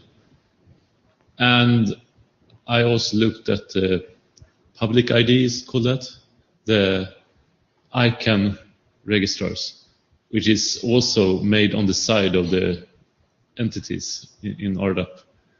And that's unusable for other than ICANN users, I guess. So, and Jim Galvin, and just to add to the discussion of searching by registrars, no discussion of searching by registrars is complete without talking about searching by resellers and what it means to have resellers. So.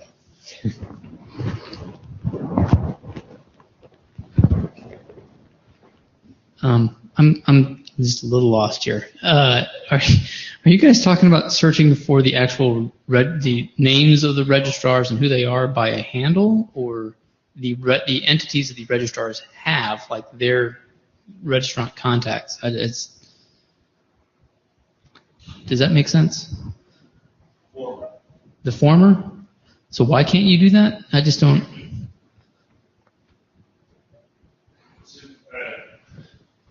Jeff Warrington again. So we can search because we do have a list of registrars, and just to name one. So you could search on GoDaddy in our port 43 system and get back GoDaddy. But I'm questioning the value of that in light of the fact that we're not the authoritative source on that.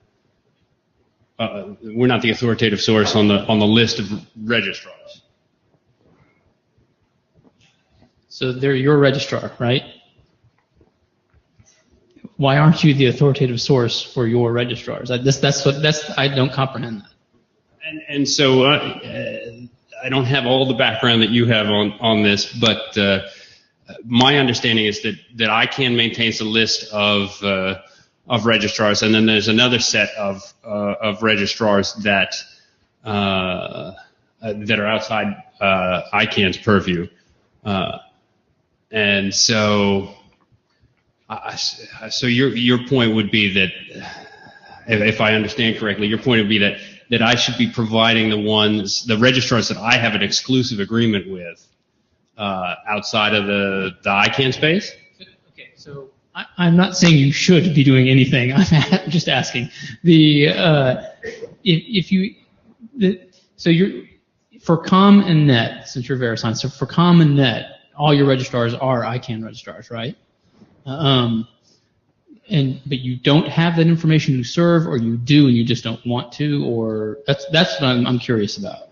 So you do, but you don't want to. Well, I mean, one solution to solve that is if ICANN ran their own RDAP server, you could just redirect. So as far as the other ones, I really don't have an answer for that. I was just curious as to what the problem space was. Well, for us, it's easier that we are authoritative source of registrars, but still we have the handles of the registrars were created quite in the past, and they can overlap the entity namespace of the handlers of registrants. So if you will ask entity / and the handle, you don't know whether you have to return some registrant or registrars if they have the same handle. We can maybe do something, just change handles of the registrars because there is less of them, but it's always not easy to change the handles of objects. Have you thought in adopt different namespaces with a prefix and the handle that you already have? We did that in because That's like a renaming, yeah. Yeah, a kind of renaming, because in one of our cases, some of those handles doesn't exist outside of the RDAP, so they are internal references that not even on the whois they exist, because we show human string or something like that. Yeah, Scott Hollenbeck here. Andy, if I could answer your question again just a little bit more, and I'm going to channel Jim Gould in doing so. I know that within our database implementation, we do not have handles for registrars, and that's primarily because they're not created in the same way that other contacts are. They're not provisioned via EPP, right? And so, I remember, again, in talking to Jim, if you do an entity lookup by handle, we don't have handle identifiers associated with the registrar entities. And so, much like Fred just said, now it's certainly possible if you were to go through some sort of either renaming exercise or in this case a handle generation exercise, it would be possible, but that is work. Work is not free, and if it turns out that we don't need to do it at all, we'd like to get an answer to the question before we put that effort into it. So I would say you would return a 404 because those handles don't exist. Right? If you don't handle not found currently, yeah, that's not found. Yes. And if they're just in your system but they don't have handles, that's an entity search by name, right? So.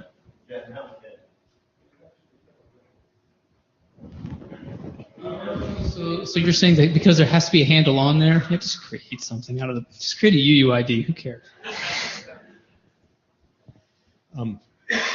Jim Galvin again. I want to add another distinction. I know you know this, Scott, but VeriSign has this problem in part because you're a thin registry. Other GTLDs don't have this problem because we have the registrar ID in our database, and it's all included as part of that. So the ability to search on that registrar ID exists and is there. So there, I mean, you have a very deep technical issue that have to be dealt with there, and obviously importing all of that as part of the whole transition to a thick who is its own issue and its own set of problems. And I respect that that's a real issue that you guys have to deal with. And so that's why, I mean, I like the question regardless, I think is really my point. But I mean, for the community, I wanted to make that important distinction. It's not that the registrar ID is not there. I mean, you guys don't have it for some very real legacy reasons, and that makes it a problem for you. I do think it's a good question to ask, though. I mean, why do we support a search on a registrar ID? I think, as an independent search, and using GoDaddy as an example, why would somebody ask for all of the registrants at GoDaddy? You're simply not going to be able to take in the reply. I mean, that's as a practical matter, I can't even imagine why the response is useful. It might be useful when you're adding in logical operators, I suppose, but But I think it's a really good policy question to ask about why that's supported, and I do support the question being asked by VeriSign in that context. So.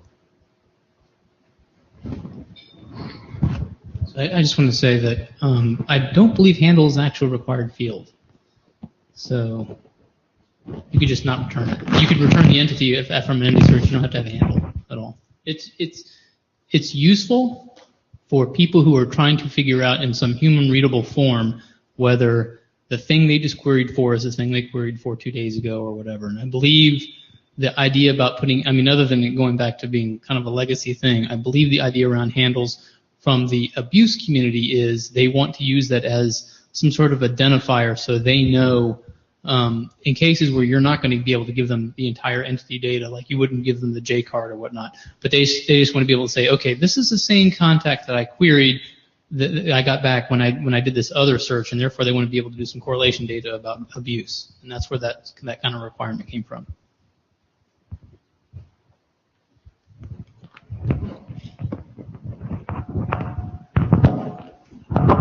Okay, so any more questions or discussion? Okay, there being none, our next presenter is blah, blah. Beyond the IETF's vision of RDAP, Andrew Newton of Aaron.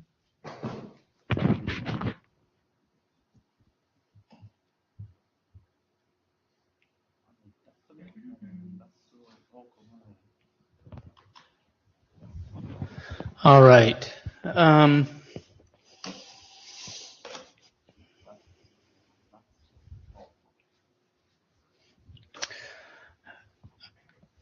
I really wish this would put my notes up here. So unlike the other presentations where we have a bunch of text on the screen, I decided to do this presentation with nothing but pictures, thinking my notes would be up on the screen so I could tell what was going on. But so I'm just going to have to go off of memory here. So we have this thing called RDAP. You guys know what we're talking about by now? Right. Which is basically HTTP and JSON. And I don't know if any of you understand the history of Whois in general, but it's kind of an interesting thing. Whois actually predates DNS. I know some people don't realize that. It's something I like to say a lot because it's that old of a protocol, and there have been at least 2 other IETF standardized attempts to do this, maybe 3. There was Whois++, which I don't think actually went anywhere beyond some speculations and drafts. There was rWhois, which was never standardized, but there are some informational documents out there, and it's actually used in a limited way in the Aaron community. Then there was CRISP. Anyone remember that? And now we've had RDAP. Okay, so we're I think on our 4th or 5th try. 2 for CRISP? Yeah, so there you go. Huh? He said we had 2 for CRISP. So why is RDAP different? That's a hard thing to actually put your finger on. Is why it's different. Certainly, I think by the time people were doing rWhois and Whois++, they were Whois++, they were definitely trying to solve some problems, which I don't think we wanted them to solve, which was they wanted a global centralized Whois for the entire internet, and that's just not how things developed. rWhois, they kind of took a step back and said, hey, we need referrals. And that was really the basis for rWhois, and I don't believe that was enough of a gumption to get it going, right? That's okay, we have this one new feature that's compelling. We're not going to go ahead and change the entire system over. CRISP, which I had my hand in, let's just say it had a lot of interesting features. It solved all the same problems that RDAP solves, and a lot of mechanics to get there. So it was just a bridge too far. Anyway, but RDAP is different because it's HTTP. It's a RESTful system. We use JSON as the return values, and so it's this thing that a lot of people, if you go find a programmer off the street today, they understand it. You're not going to have to do a large education experiment with them or any type of learning. Say, hey, can you figure out how JSON works? They probably did that already. They know how to do this kind of stuff. It's really easy. So what that means is that we're going to have a lot more people who are readily accepting of RDAP because of the basis that we started with. So there's going to be a lot more people paying attention to it, and when you have a lot more people paying attention to what you're trying to do, you're going to get a lot more participation. This, by the way, is the IETF Technical Plenary in Toronto. So I took that picture. And I told Mark when I submitted these slides that the notes for this was about XML versus JSON.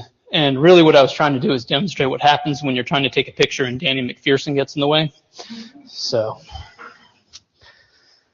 the other thing is, and we've had several people who've already said this in their presentations, we already have several sets of extensions. There are new extension values in the values registry.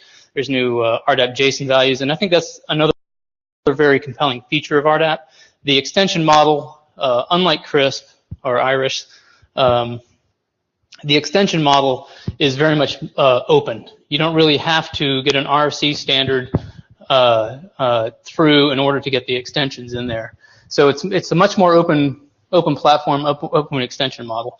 So you don't have to go through the blessing exercise that the IETF normally requires for things. So, and by the way, I did an image search in Google for John Clenson. This is what showed up. So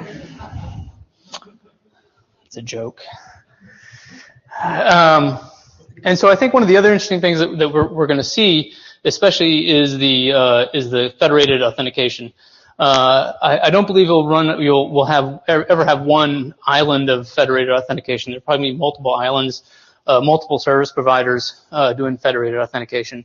So you'll have people telling, and you're going to have multiple entities or multiple organizations within these things. But that alone is something that's going to be a pretty big selling point to a lot of people who want to do this, and is going to be a reason to adopt it. This, by the way, is an image search, Google image search for Scott Hollenbeck. Scott, did you see your picture up there? Yeah, so your picture, I think, is right there. No, just kidding. Bart's not even paying attention. He didn't even see that. See, I said that was.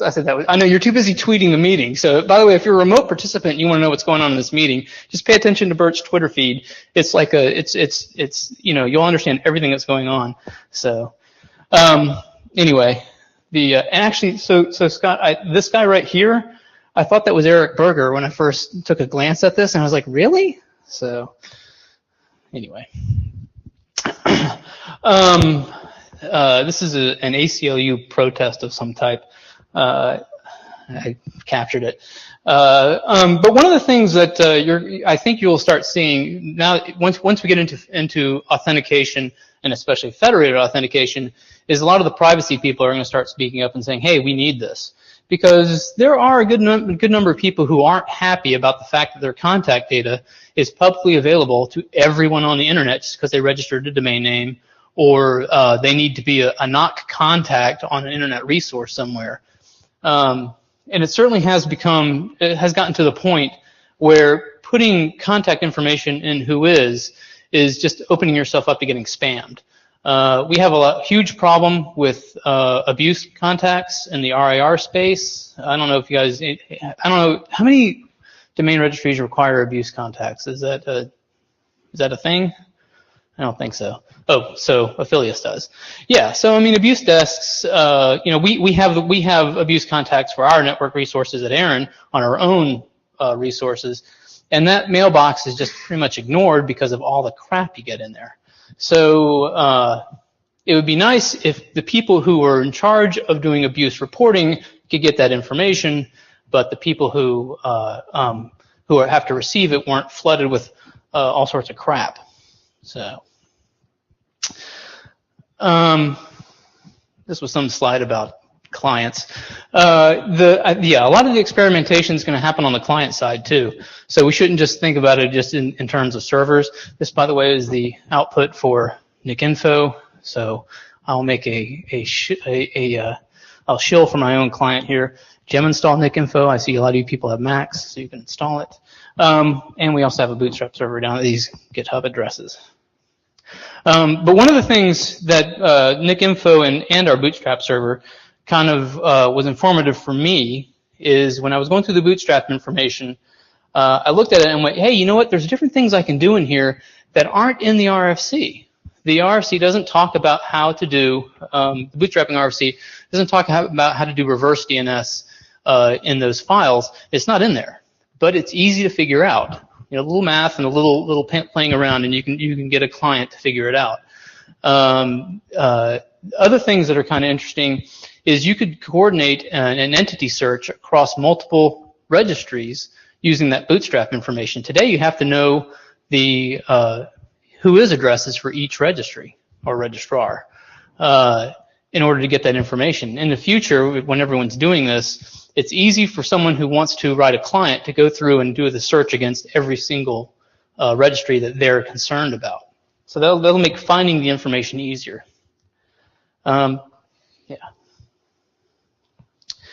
of the other areas that I think is kind of interesting, and now this is a security information tool. I just kind of stole the reason I stole this picture is because it's came off of WikiCommons, so I'm allowed to use their pictures. It's one of the problems when you're putting together these picture presentations. You can't actually just pull every picture on the internet down. So unless it's a picture that you created using internet tools such as Google Image Search, and you're cutting and pasting multiple images of Scott Hollenbeck, then it's legal. So, But this is a security information management tool. And if you think about some of the things the security guys want to do, a lot of times they're trying to coordinate multiple points of information, trying to figure out where attacks are coming from or what infrastructure is under attack, or they're trying to correlate where the attacks originate from. And so being able to take information out of an RIR and then being able to go coordinate it with information in the DNRs is very useful. And this is kind of one of the things that I'm looking at doing with Nick Info, is being able to say, hey, I've got an IP address. Let's go look at the IP address. Let's go look at the reverse for that IP address. Let's go look for the name servers of that IP address. Now let's go find that, using that name server information, let's go look up where those name servers, where those domains for the name servers are registered, and let's get all those contacts. Let's see if we can find as much information as we can about that network resource. And if we start putting routing information in RDAP, it's going to be even more powerful. Again, none of this was imagined by the IETF. Speaking of routing information, there has been talk about putting routing information in RDAP. Fred talked about it for Nick BR. We had a presentation, I think at the very last WEIRDS working group meeting, where I was talking about it, doing it because some people from the RIPE NCC were talking about it. And at the last RIPE meeting, they were actually trying to solve a problem with the IRRs, the Internet Routing Registries, where route objects have to be authenticated by both the IP prefix holder and the AS holder. But what happens when the AS holder is in one registry and the IP prefix holder is in another registry? And one of the solutions that came out of that was to use RDAP.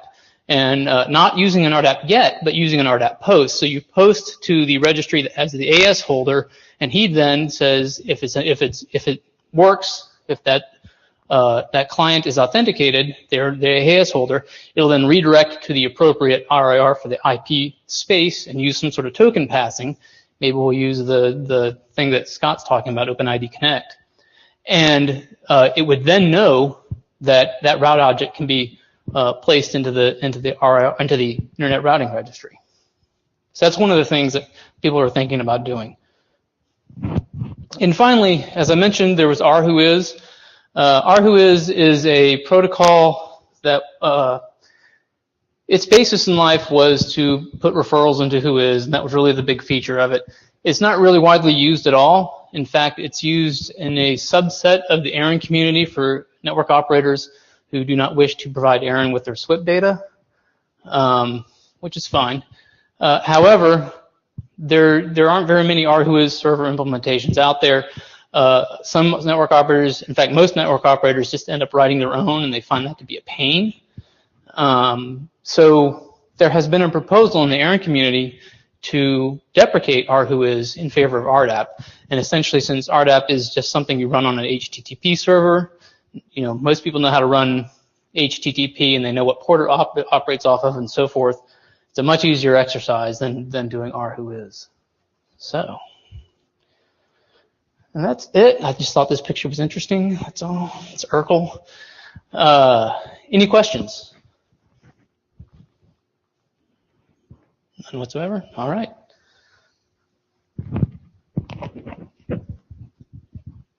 Okay, thank you, Andy. Our final presentation is from Johan Heiland of DNS Belgium.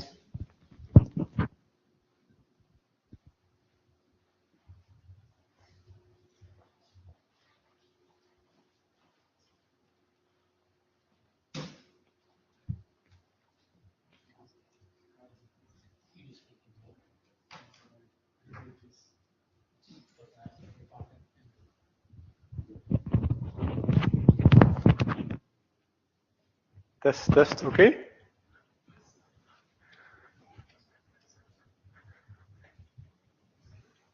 I'm not gonna plug it out.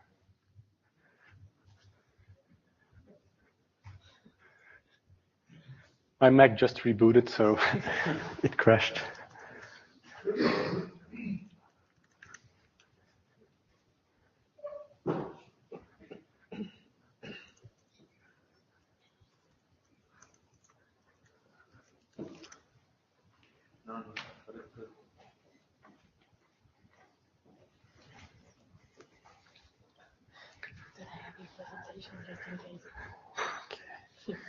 Let's try again.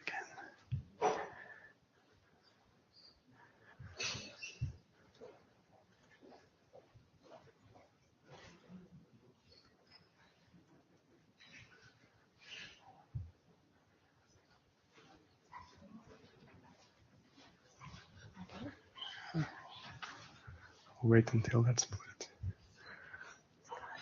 We have time.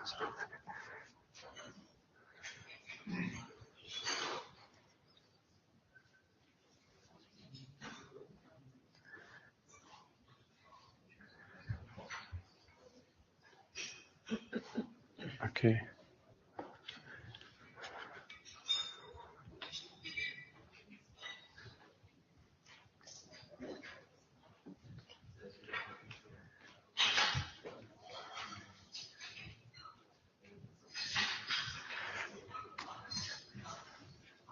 Okay, thank you. Thanks, Scott, for giving me a slot in today's workshop. I submitted it very last minute, but it easily got accepted. I would like to talk just like Sysetnik and .br, what we already did regarding AirDAP. I'm from DNS Belgium. We are the ccTLD registry for .be. And we are also the registry operator for .Brussels and .Vlaanderen, two new GTLDs, which are being provided to us by TLD books, from which some persons are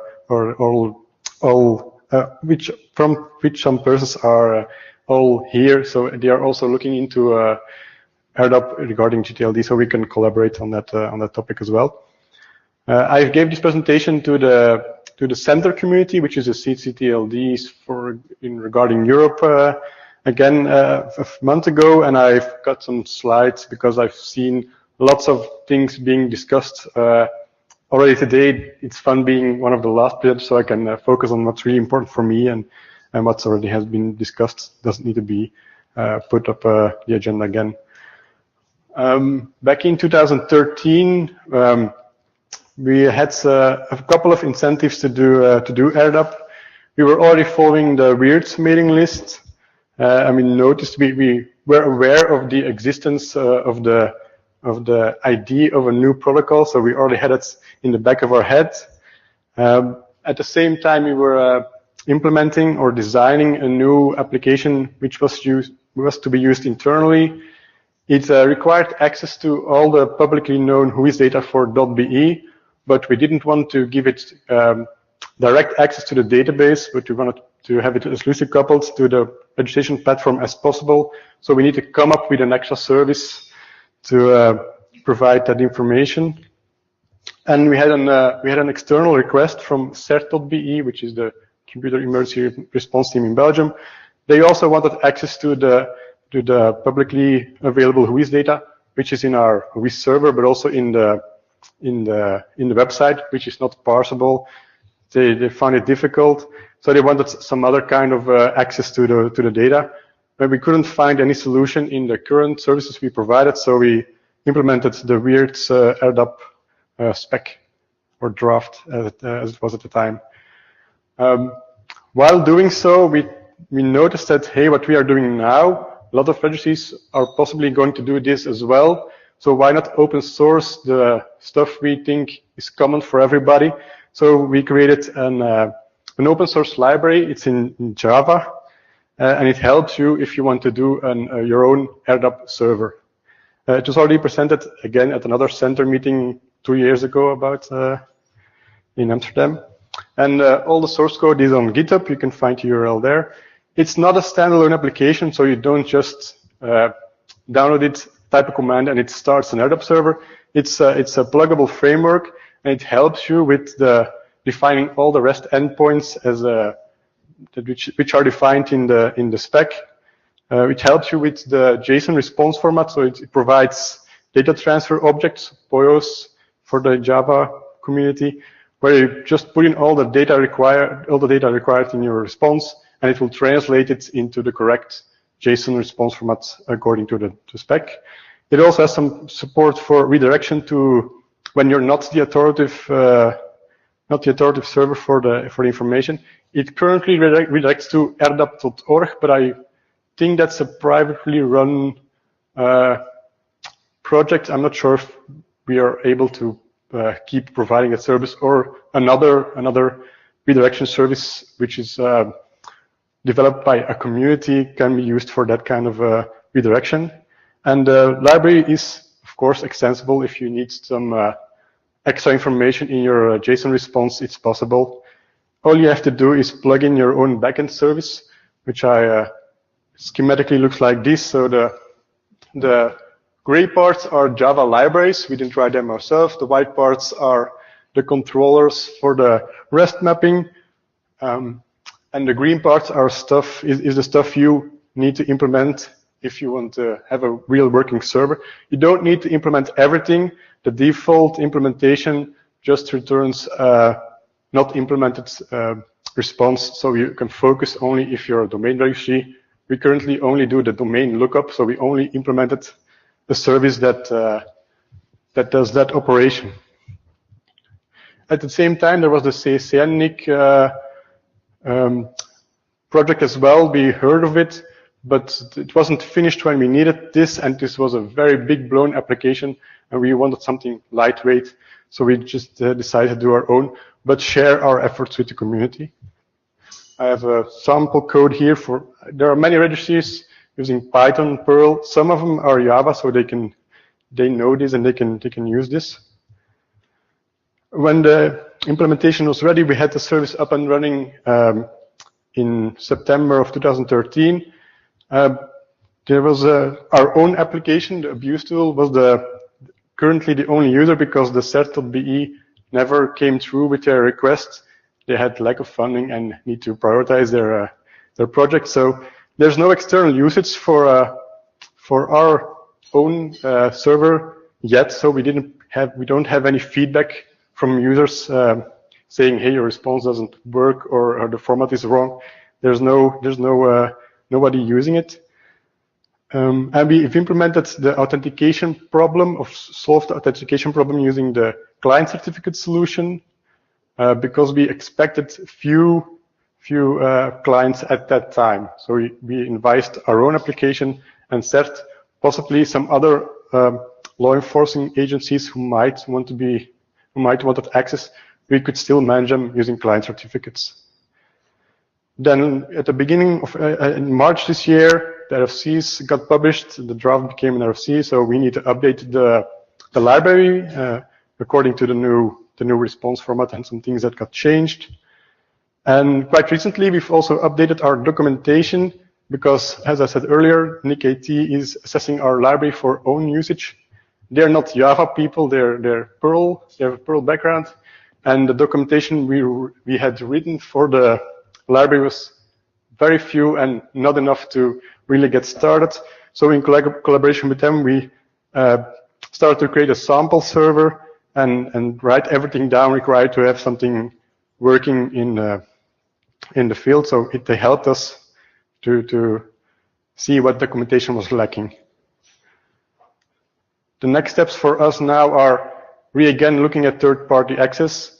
There came a few requests again for, hey, I want some automated whois access, and I want it to be parsable and stuff like that. So erdap is the way to respond to this kind of requests, but we still need to look into certificate management, for example, and move our service to an externally accessible network, because currently it's only deployed internally.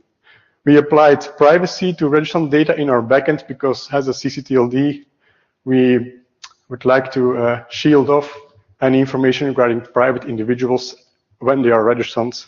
So erdap does not expose any information we don't want.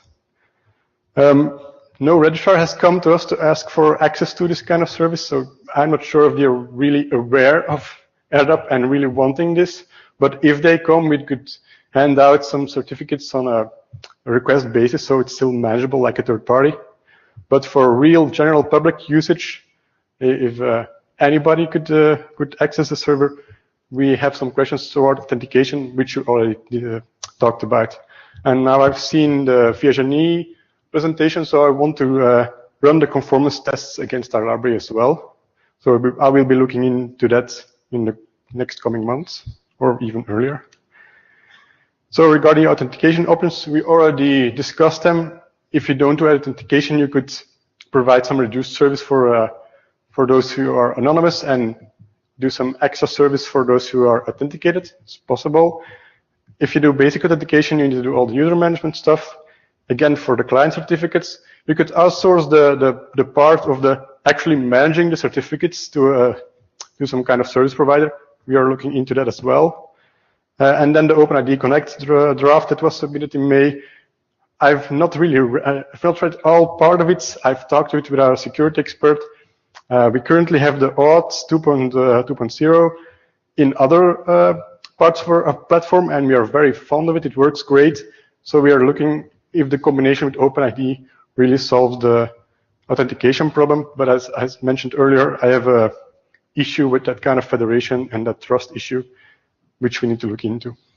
But Jaromir has already given me some feedback on how to do this on the server side. So maybe I can go forward with that kind of input and maybe even implement something with the OpenID Connect draft. Regarding AirDAP, the slides are rather small. I've also noticed some missing features. Jaromir also told us. Registrars sometimes use it as a domain availability service. Some registries have written their own services on top of the WHOIS service. And I don't think it's really solved by AirDAP. I'm not sure if AirDAP should actually solve the problem, but it could be. There was some discussion on the mailing list regarding using head, the head verb, to see if a response actually exists. But according to the HTTP spec, you need to return with the size of the expected response if they actually do the GET lookup. So it's not really that doesn't really give you the high performance you need from a availability service.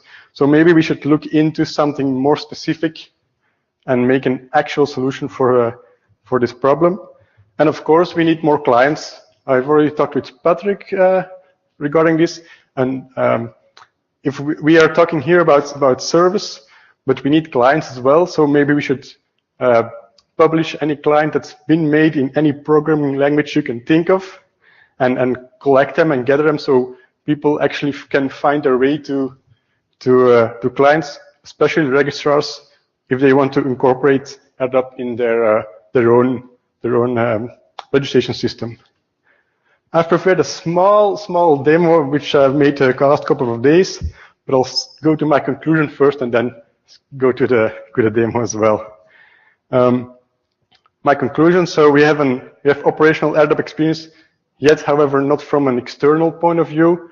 We are the only customer at this point, but we are very happy with what it does, what problem does it solve, so it's the way forward to go for us as well. We have a Java library you can use, and now we have also an example server implementation you can look at if you want to see what you need to do as a registry, for example, to implement an AirDAP service. And we're looking again for collaboration regarding that library and the way forward regarding authentication problems and new features. I think the operator search interesting, but very, very difficult. So kind of hold back on that one. So I'll do my demo now.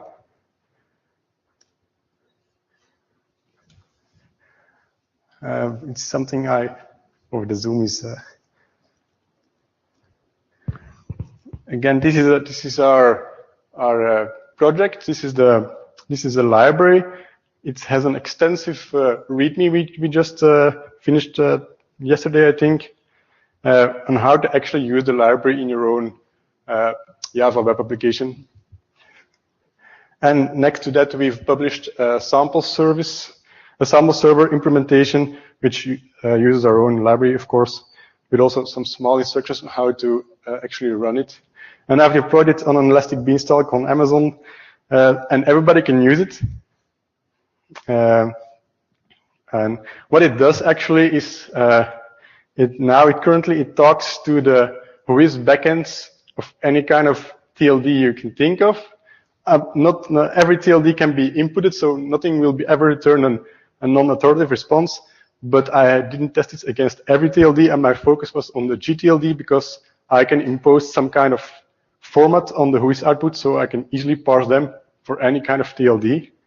For example, for our own, if I run this, I get the JSON output for LDAP, and now I can use this to do the conformance test, for example, for Virginie, and you can try another GTLD as well. I'll did info, and it works. But maybe someone else can name me another GTLD.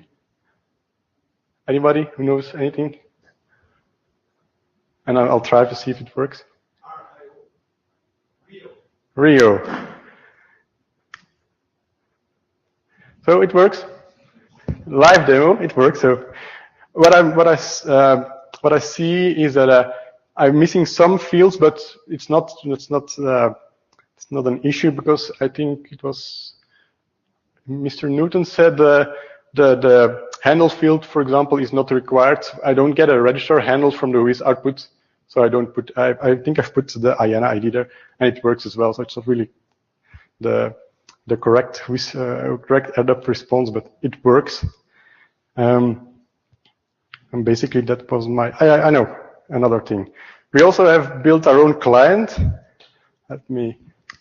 It's Groovy based, but you can install it using RPM or some bin tools, also documented on the GitHub page. And then you have an LDAP client on your pod. Let's do the Rio thing again then to show it's actually a live demo. So there's an extensive man page on how to use it.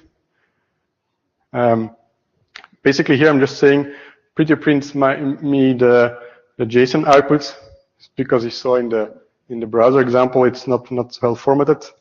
It can talk HTTPS and HTTP as well. I'm using the min I for insecure, and the min u is for saying to which host I want to query. You can omit the min u, and then it tries to guess the LDAP server you need to talk to based on the input you deliver in the query, and the query part is the last one.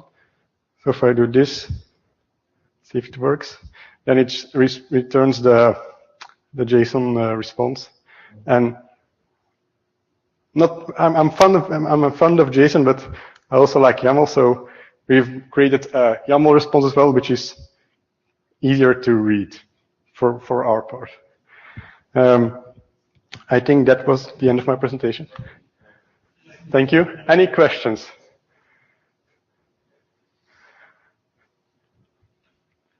There's no liability regarding that sample server. It's just something, a project I did to help ourselves to better understand what needs to be documented and give out a real example. If you should implement your own, talk to your database directly. For example, talk to another REST API for retrieval of the information, but that's out of the scope of the project. So. Hi, Jim Galvin again. I'm going to ask a question, but more as a comment than a real question that I expect you to answer. Your suggestion to use RDAP as a domain availability service is an interesting one, and I think I want to think about that a little bit more. But the question that I would ask about that in thinking about it is, what do you mean by domain availability? What's interesting to me is registrars have a lot more context that they can apply to answer that question. I mean, in the GTLD community more generally, you have issues related to TMCH. I mean, availability. You can start thinking about pricing issues that might interest someone in terms of whether a domain is really available or not. Names are obviously in different states. They could be deleted but not available for registration yet because you have that grace period that you have to deal with. The question of what do you mean by available becomes interesting. And in general, RDAP doesn't really have that context available to it. And there's a lot of extensions that would have to be added to pass on more information to make that visible. So I think that's an interesting question, but would need more lot more discussion, I think, in the GTLD community. Okay. So I wasn't going to get up here and talk about this, but Jim started it. So domain availability service. Have you tried just thinking about using head as opposed to get? That might get you where you want to go. I don't know.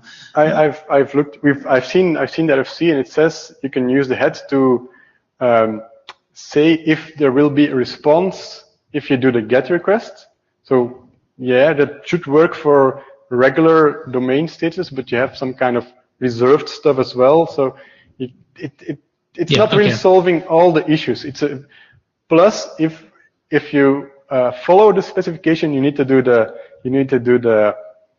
result size, the response size, and that's not really performant enough for what you want as a domain availability service. I think that's my personal opinion. You want it to be fast, and you wanted to say, can I register this domain?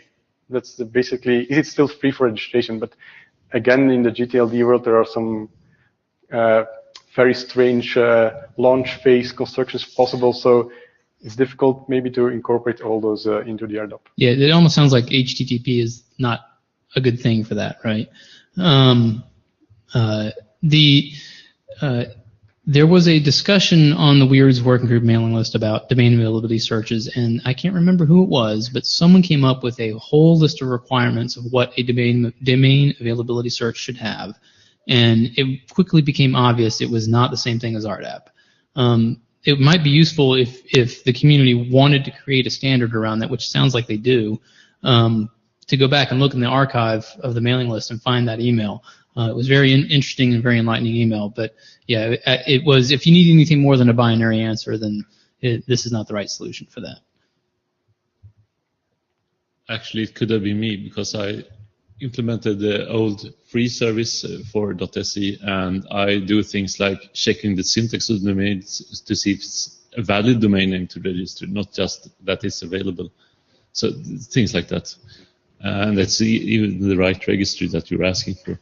But there is one domain availability service or two that I've seen that is actually implementing the old CRISP work. That was one of the actual useful outputs from that working group. But to follow up on your work, Johan, I also played around with the idea of making a proxy for who is to produce an RDOP response. And it's really hard unless you're just looking at the GTDs, because there are thousands of different formats of WHOIS outputs.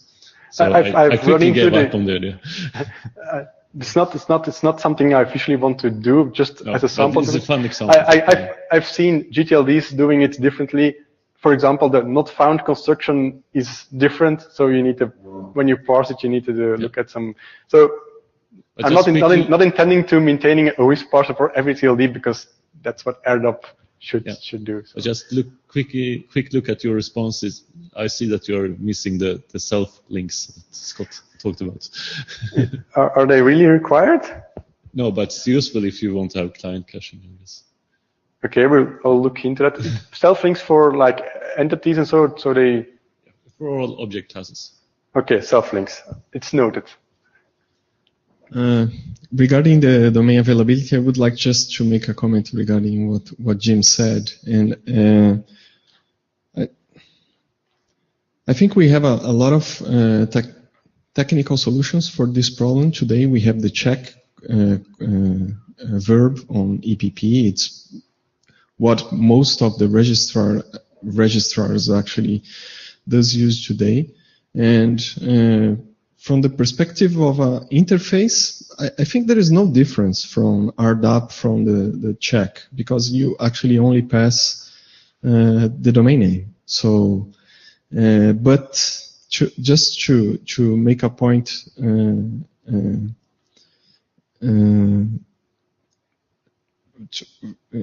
favor of Jim, I will give an example for the BR registry. We do have a domain availability service outside of the EPP implementation. It's a UDP-based textual protocol that we implemented that, besides telling that a domain name is available or not. If it's not available, it makes suggestions of names over this protocol. And this is something that EPP doesn't have and could be an option. We know that registrars implement this differently, making a lot of separated checks and showing the ones that are available. But in some cases, that's why I'm telling Jim he's right, actually. He has a good point, is that in the BR registry, in sometimes you cannot say that if the name is available or not until you get a full registration request, because there are contexts based on the registrant that the name could be available or not, depending on policy cases. So I think it's a kind of difficult field, and I'm not sure that we need a new tool for that. Okay.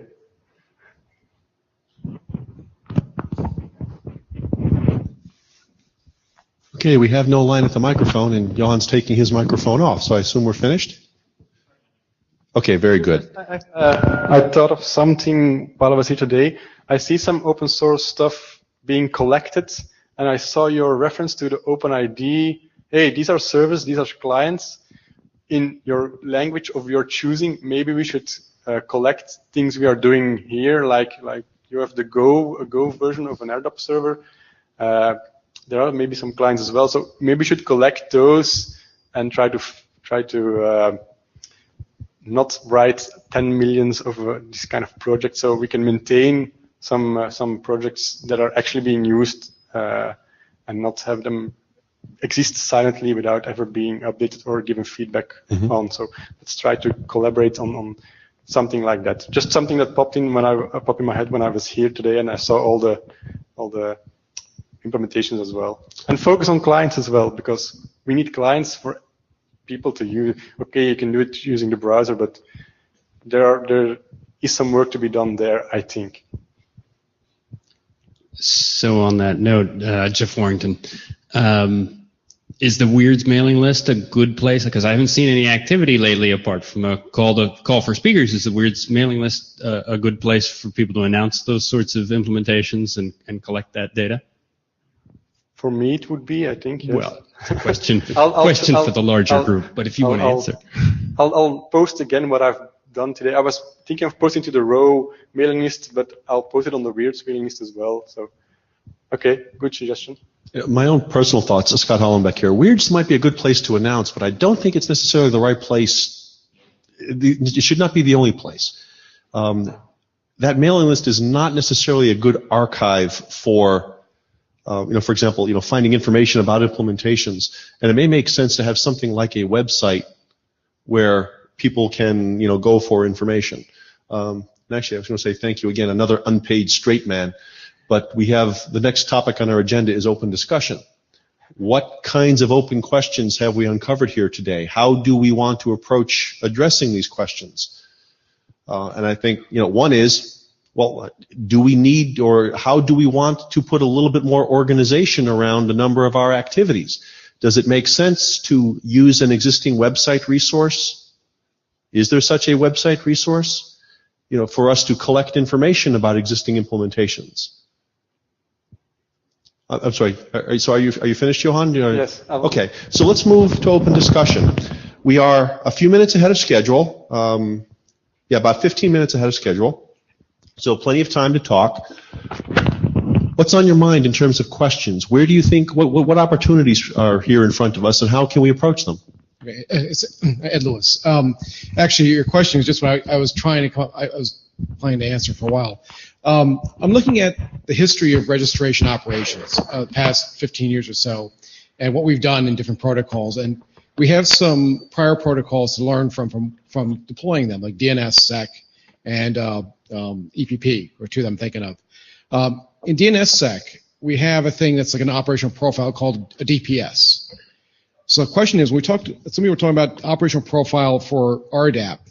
Do you think it's worthwhile us thinking about, if not formalizing as a DPS, something in that way? Like, it would be good if we documented the operational policies, whatever, around the implementation of an RDAP server. Let's talk to some people who have done this. They're going through lessons learned about their policies and implementing specific environments. That'd be good for others to see. And in DNSSEC, the DPS has gone from being to me, an overhead burden of documenting what you're doing to actually being a way of advertising how I went about doing DNSSEC in operations. Because DNSSEC is just a set of musts and shoulds, but you do something. RDAP, same thing's happening here. We have the RDAP protocol, but how do you actually run it? That's one idea. The other is, and you were just right in line with the discussion here, was with EPP. We had the ProvReg working group had a mailing list that went on forever after the group was shut down. I don't know, was Weird shut down? The working group was the working group was shut down. In EPP's experience, and I'll try to keep this short because the history is, the working group was shut down as soon as the documents were published, but the mailing list was left open. For the next 10 years, what happened was the protocol got elevated to full standard while the operations community went off, and largely didn't know about the mailing list or the advances there because there was no publicity, for lack of better. And finally, we had the barb off in Anaheim where, how do we do extensions, and things have changed. So what I was coming to with this was that the IETF today has an EPP extensions working group whose job is to look at all the extensions and try to keep them, in common, or what's a standard extension, what's a other one to be documented. That is another theme I heard today, was that people extending RDAP for all these different purposes now. It's out there. If we go down the route of EPP, we may have too many extensions, one in the same mess. So going forward, we probably want to organize something around saying, give me the extensions, make a library of them, so that if you extend something in one way here, it might be useful to someone over there, and let's keep it down. So I'm saying we can learn from history from our other registration protocols, the DNSSEC and the EPP experiences, and it looks like this is beginning to show some of the signs that both of them had in their growth phase. Yeah. Just a quick point of order question to you, Scott. Are you just collecting topics? Do you want to focus on that topic and respond to it? You want a single queue here? I'm just wondering if I should respond to Ed or just get in line. I think it might be better to respond to Ed now than 20 minutes later. But the point, look, I don't have in fact, I shouldn't say our secretariat does not have a specific agenda for open discussion. It's roughly what do we want to do at this time? Our time is valuable, it's limited. What kinds of things do we want to talk about? And what kinds of actions do we want to take away? Okay, so, and I'll try to be very quick. So in response to the question about a registration or an RDAP operational policy statement like we have with DPS, I think there's a fundamental difference that DNSSEC has, and that is that it's a security operational thing. And I think that statements about how you do your security are really very important. And the big distinction there between that and any kind of public service, free open information. So I don't think that I could support a registration operational statement just for that reason. And then on your issue about history and what we've done historically and coming forward, I think the IETF is much better these days about being a little more organized than it's been, even 20 years ago. We've come a long way in the last, 6 or 8 years of our secretariat, keeping track of what lists exist and what's related, and the IAB and ISG reviewing everything and those kinds of things. So while some of that might have been an issue historically, I think we're moving at a place where it's kind of less likely for things to get lost. For the latter, it's not a matter of the IETF keeping track of the mailing lists. It was a coordination of those lists outside the IETF to things like Center. Yeah, that's what was being lost. Hey, wait, Andy, are you going to talk on that topic or something else? I will start with that topic and then go to something else. How about that? Okay, because there was one thing I wanted to say with regard to extensions. No, go ahead. Okay. As Ed mentioned, the EPP extension question has been kind of a sticky one for at least 10 years now, and it's only recently, with the work of EPPX that we started to make some progress. But for those of you who are following the population of that extension registry, you might note that we're not exactly knocking them dead in terms of the number of extensions registered, and so this isn't always a case of build it and they will come. So to date, we've got extensions registered, that were a result of them being put there by I think it was RFC 7451, the extension registry RFC. We have extensions that were registered by VeriSign, and we have one extension that was registered by .SE. So even after going directly to Center in September, which I did, and even after .SE hosted a workshop specifically on the topic of how you register the extensions, we have had no success in convincing extension developers to follow this very lightweight, hey, just send us an email that describes what you did to get these extensions into the registry. So knowing now what we know about EPP extension history and what we're proposing and trying to implement with RDAP extension history, I'm really getting a little worried that 10 years from now we'll be talking about a proliferation of RDAP extensions and lamenting the fact that even though we have a mechanism for registering them, people just aren't doing it. So one thought, and again a question I'd like to pose out there for you, if you are developing these extensions either in EPP or RDAP, why are you not registering them? Do you have an answer for that? Yeah, I would say that, I'm not... I think that the extensions registry is a great thing to have. I mean, it's nice for work, but also just the message, making sure that we have an active messaging of those picking up the technology know that you're not the only one trying to do an extension. There's going to be something more of a liveness. It's not just a matter of registering with IANA that they exist. So these ideas, they don't have to be exactly the same as what we've done in the other places, but these are two things, the DPS and the extensions registry that have come along in our experience of rolling out other, and we have to think of what an analogs would apply to RDAP. It's not necessarily a literal application of those. So. There is a fundamental difference between EPP and RDAP in that EPP is a closed protocol for the business only. The RDAP is a public protocol. And I think that's the reason why EPP does not have IANA published extensions, because the people already using the extensions already know about them. So there's no extra benefit for actually publishing it somewhere else also. Well, wouldn't the benefit be one of reducing confusion or duplication of effort? I mean, maybe, but it's not like doing stuff on the global internet. So I think the thing with EPP is that you have registrars who have to implement multiple extensions that look similar. So to a registry, it may not be a problem, but to the registrars, it is. I'm not either one of those, so I'm just speaking out of turn. But I do want to go back to what Scott said about putting your extensions in the IANA registry. I don't know why I forgot this, but the two people who are actually the expert reviewers for the RDAP IANA registries are Scott and I. So, I don't know why I forgot that. And Scott and I are easily bought off with beer. So if you're having a problem, it's really easy to get around that. So if you've got an RDAP extension, I do think you should go ahead and get it registered. It would be very helpful. And I think doing that would stop the fragmentation, because as the registrars in the EPP world are the clients writers in the RDAP world are also they're gonna be like, now why should I do this one extension when it was very similar to this extension over here? Why didn't these people talk to each other? Type thing. And I could see that happening. So it would be good if extensions were registered in the IANA registry.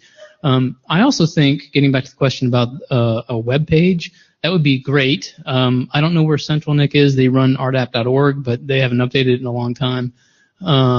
Maybe we should have something like that. Maybe we should have something, I don't know if the Registration Operations Workshop has a web page or anything that they put up, maybe even a wiki, but maybe we could have a space on a wiki somewhere that's not just about RDAP. I don't know if we should have something just about RDAP, but if we put that information where it's related to other things like EPP, that might be a good thing to do. And then segueing into from extensions, I also noticed that we had several people who talked about RFC or had drafts, actual IETF drafts. Scott, you've got one. I had one that expired. I think someone else has one. Jim Gould has one. Now Jim's is separate because that's going to EPPX.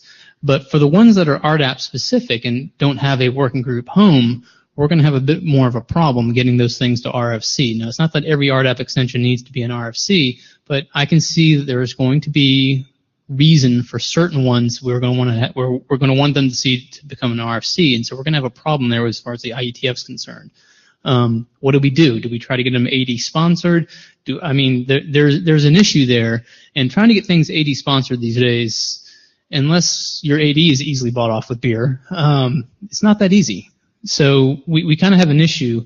It would be nice if there was a desire to get things standardized as an RFC.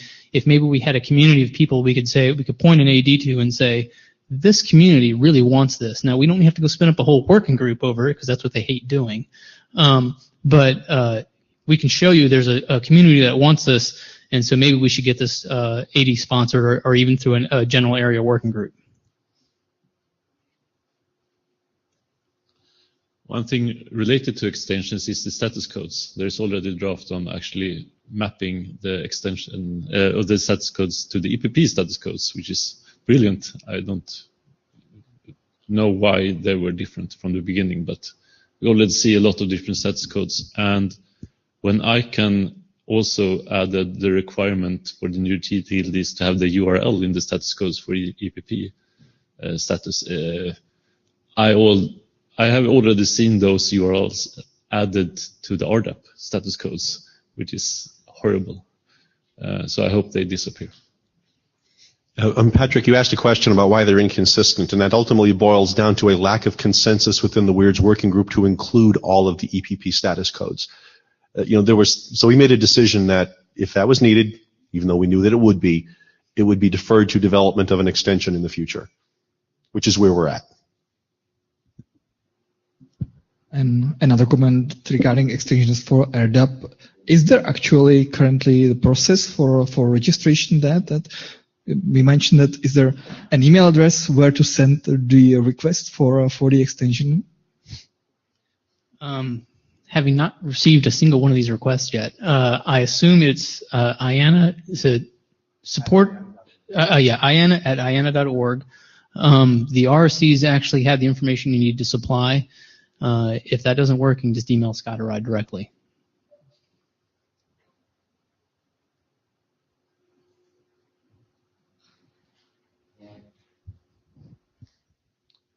And the room has gone silent.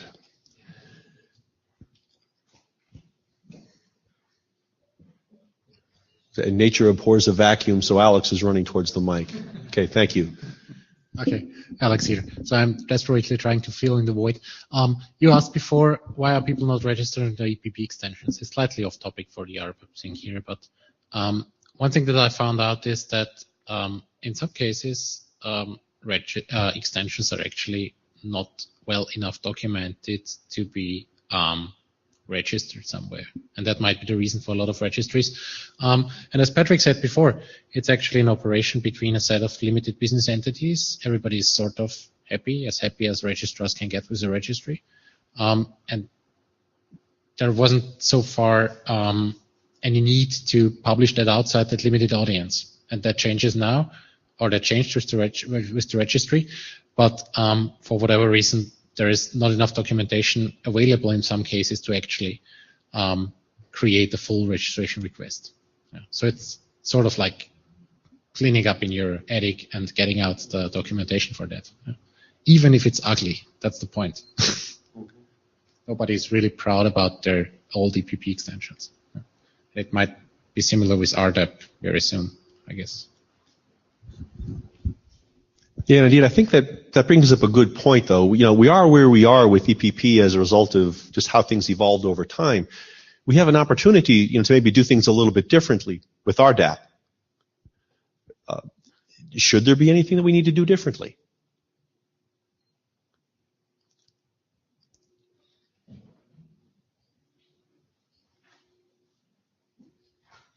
I just want to point out that we are in the right time to make this question because nothing is still ossified. So regarding the EPP, I have not commented here, but I think I have the same view as the others, that I understand that you have the registry, is not difficult to document and register, but there is not much incentive, as the other said. But especially that is a closed protocol, but not for RDAP, and so the time is just now.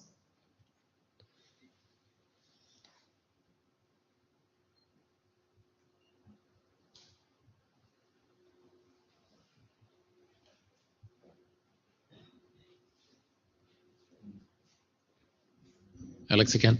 I think it's a little bit different for RDAP because we're in a better situation. As Patrick said, it's public. So people will very quickly notice that there are like identical extensions for the same purpose, and they'll probably move into one direction.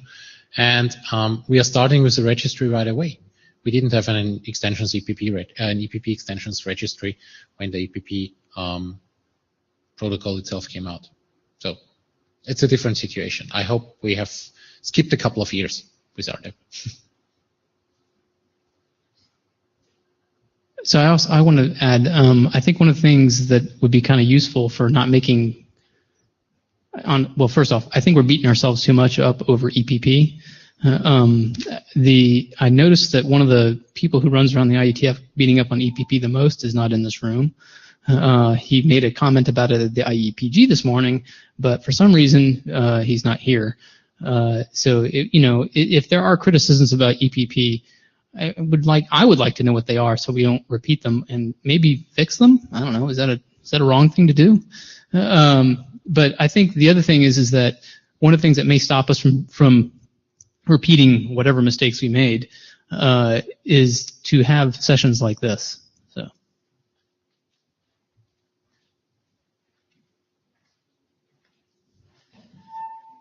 So Jim Galvin again, sitting here, standing by the side, thinking about how to formulate a comment about RDAP extensions. And I guess the observation that I make is I think the number of extensions, I mean, perhaps I'm wrong about this, and I guess it would be interesting to test this here in the group, but I think the number of extensions for RDAP are limited, there really wouldn't be that many. And I say that based on the following. I mean, in the GTLD community, right, I mean, there are policies out of ICANN which kind of define what RDAP is supposed to do. And if you think about it, the largest part of the domain industry and what's returned there is defined by the GTLDs, the sum total of those. And what you have to respond with and the data that you're going to offer is defined there. There are DNSSEC extensions. There are certain registries which have particular additional data that might be extensions. But I think the opportunity there is somewhat more limited than it is in EPP. And so it's not clear to me that we really have a problem that needs a solution. And so that's the comment that I put out here for that. Country codes, I really don't know what exists across the country code arena. So maybe there's a problem space there. Maybe there's a problem looming that's about to come on us if country codes decide to move towards an RDAP-based solution away from what's going on now. But I don't know. Anyway, that's my comment. Thanks. Okay, Andy had asked about what was the problem with EPP extension, the EPP situation, and to cut it, I'll give you the short version of the story.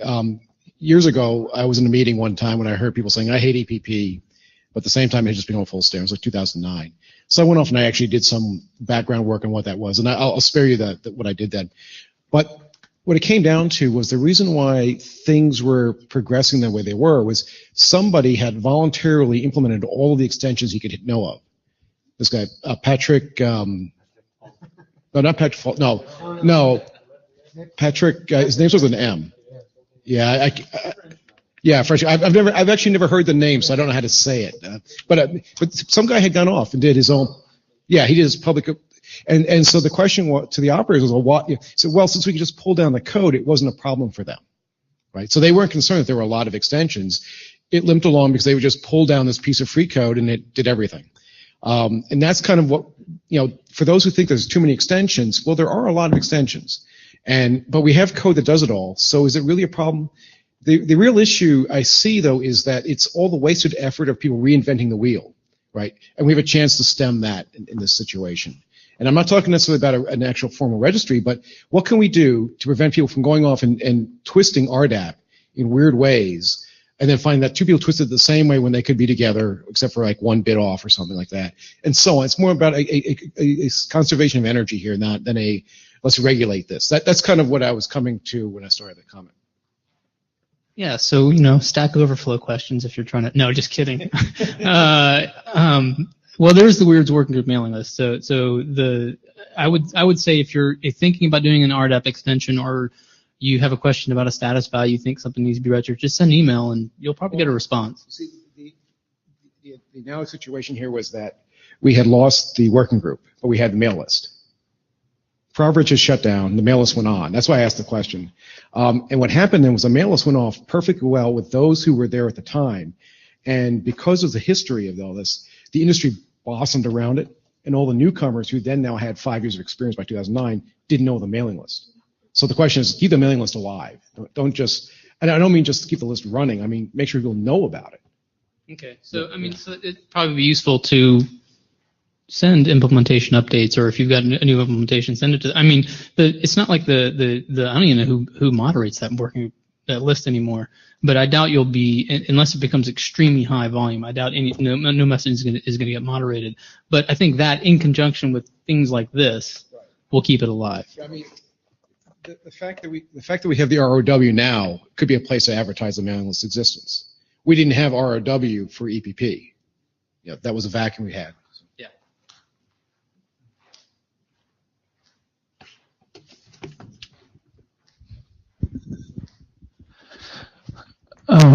Hello, I'm Mark Blanchet. Being on the IB, I was busy on the IB meeting, so I was not able to attend. And I'm here to, I guess, summarize the workshop while I was not attending the workshop. And now Scott just saved me.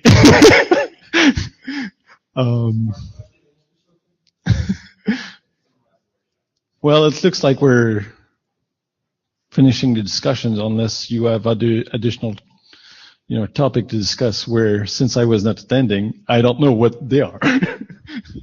Sure. The one thing I wanted to make sure we talked about before we broke up, did we expose enough question today that requires answer to consider holding another workshop either prior to Yokohama, whatever's post-Yokohama? I'm just not thinking that far ahead yet. In the spring, and given that we would have several months of implementation time between now and November, or now in the spring, would it be worth considering holding another workshop that's focused on RDAP implementation by then? All right, no one's saying anything, but if we were, show of hands, would you be able and interested in attending? I'm not seeing very many hands going up. Okay, so we'll leave that question open for now. Jim? Yeah, so the question that I would ask is, we've got a fairly consistent set of participants here now over the last couple of these. I think a question that I would like to consider is, how do we get more people engaged? Clearly this topic, both RDAP and EPP extensions, matters to more than just us in the room here. To me, that's the real value. If you're going to have a workshop, it needs to be kind of a working meeting, and maybe we're talked out. And so, how do you get other people here to want to talk about these kinds of issues and be engaged? Actually, I think that's an excellent point. I noticed at the last row workshop we had John Levine here. He's kind of an abuse community representative.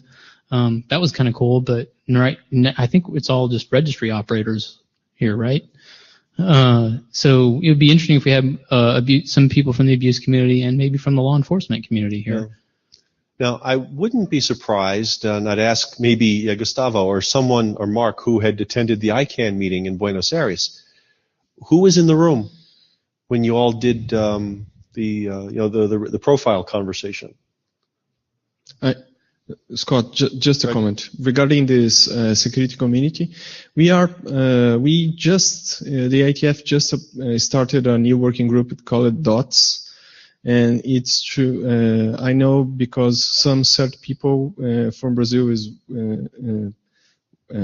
following this discussion, and probably it's a community for us to be advertised there.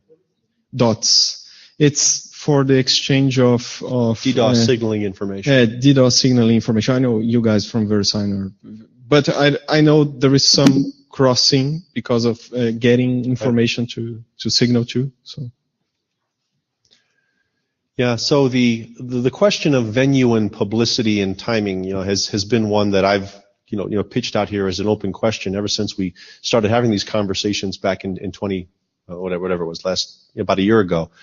If we do these at the ICANN meetings, you attract the policy people, which often includes the folks from law enforcement and the potential users we talked about, but a good number of us aren't there as technologists, and conversely, the technologists are here, the policy people aren't. I don't know that I have a good answer to that question right now. Jim? Yeah, so I'll just reiterate what you said. You asked about who was in the room when the GTLD discussion was done, and I mean, obviously, you get a lot of the registry operators as distinct from registry service providers. Sometimes those are the same thing, but there can be differences. And as you just said, comparing ICANN to IETF meetings is just fundamentally problematic from the start, right? I mean, we started having these at the last two IETFs because this is the technical community, but you can't get enough of, you get a lot of country code registries here, but there's the whole GTLD community, and there's limited participation from that community on the registry side. And then in registrars, we have that problem too. Country codes have their own set of registrar issues they deal with. Again, GTLD community, very limited registrar participation who's on that side of the game. If you go to an ICANN meeting, you're clearly going to get that community of people, but as you just said, you get a bit of a distinction between policy and technology people. There is a growing attendance, in my opinion, of operator-based experience, technical experience coming into ICANN lately, especially in the registry stakeholder group. You see more and more people who they're clearly on the policy side in their organizations, but they have a very real operational technology experience. And that's because there's a lot of smaller registries. And so you're getting a lot of the CTOs in these, 10 and 20 person companies who are coming, and clearly they're experienced in the broad spectrum of policy versus technology. So, I don't know if that's likely to change in the future. I think we still have the fundamental question: how do we get more of the people in the room that we really want to be here? And that's a tough one. Okay, probably not one we'll answer today, but it's one that we need to keep asking. The question also came up of a potential website home for capturing, appropriate artifacts and things. And while I don't think Gavin from CentralNIC is here, I certainly know how to reach him. I do know how to reach the people who are operating regiops.net right now.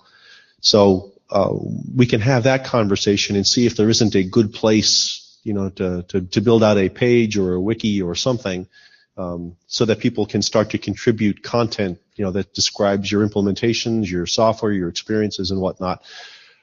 Is there anyone here who's not on the NLNet RegOps mailing list? Is that still the right place to carry on conversations or to share information with you? You're not on that list, Jim?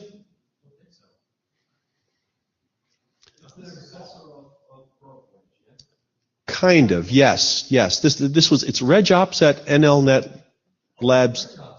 Yeah. I thought. Oh, sorry. That's the cold medicine fogging my mind again. So let's use that mailing list to share information. The follow-up questions that we've captured here, we can pose them there. We can discuss the ways of tackling them. The last thing, or before I get to the last thing, was there anything else anyone else wanted to talk about? Nothing. Okay. So let's assume that we do want to hold a workshop again sometime in the not too distant future. I do have to throw a plug out there for sponsorship requests. We're able to do this due to the generosity of our sponsors. And sponsorship opportunities are not really expensive in the grand scheme of things. It's not like, gold sponsorship at an ICANN meeting or some conferences where you're talking about a $50,000 check. It's not like that at all. Typically the kinds of things that we're covering here are the cost of the room. And what was this, $500? Yeah. Because we're not doing this as part of the IETF agenda, even though it is clearly related to IETF work, the Secretariat does ask, there's a $500 bill for doing this. We use sponsorship dollars to cover the cost of the refreshments and things. And so if you found this valuable, if you want to see it continue, and if you're willing to convince someone at your home organization who controls a checkbook, and you'd be willing to make a donation, somewhere in that, $100 or small, $1,000 range, we'd certainly be interested in talking and seeing what we can do to make it happen going forward. And having said that, thank you again to CNNIC, NIC.BR, and Affilius for being our sponsors. I'd like to thank VeriSign for being the series sponsor for the workshops that we've conducted to date. Anything else? Thank you for being here, folks.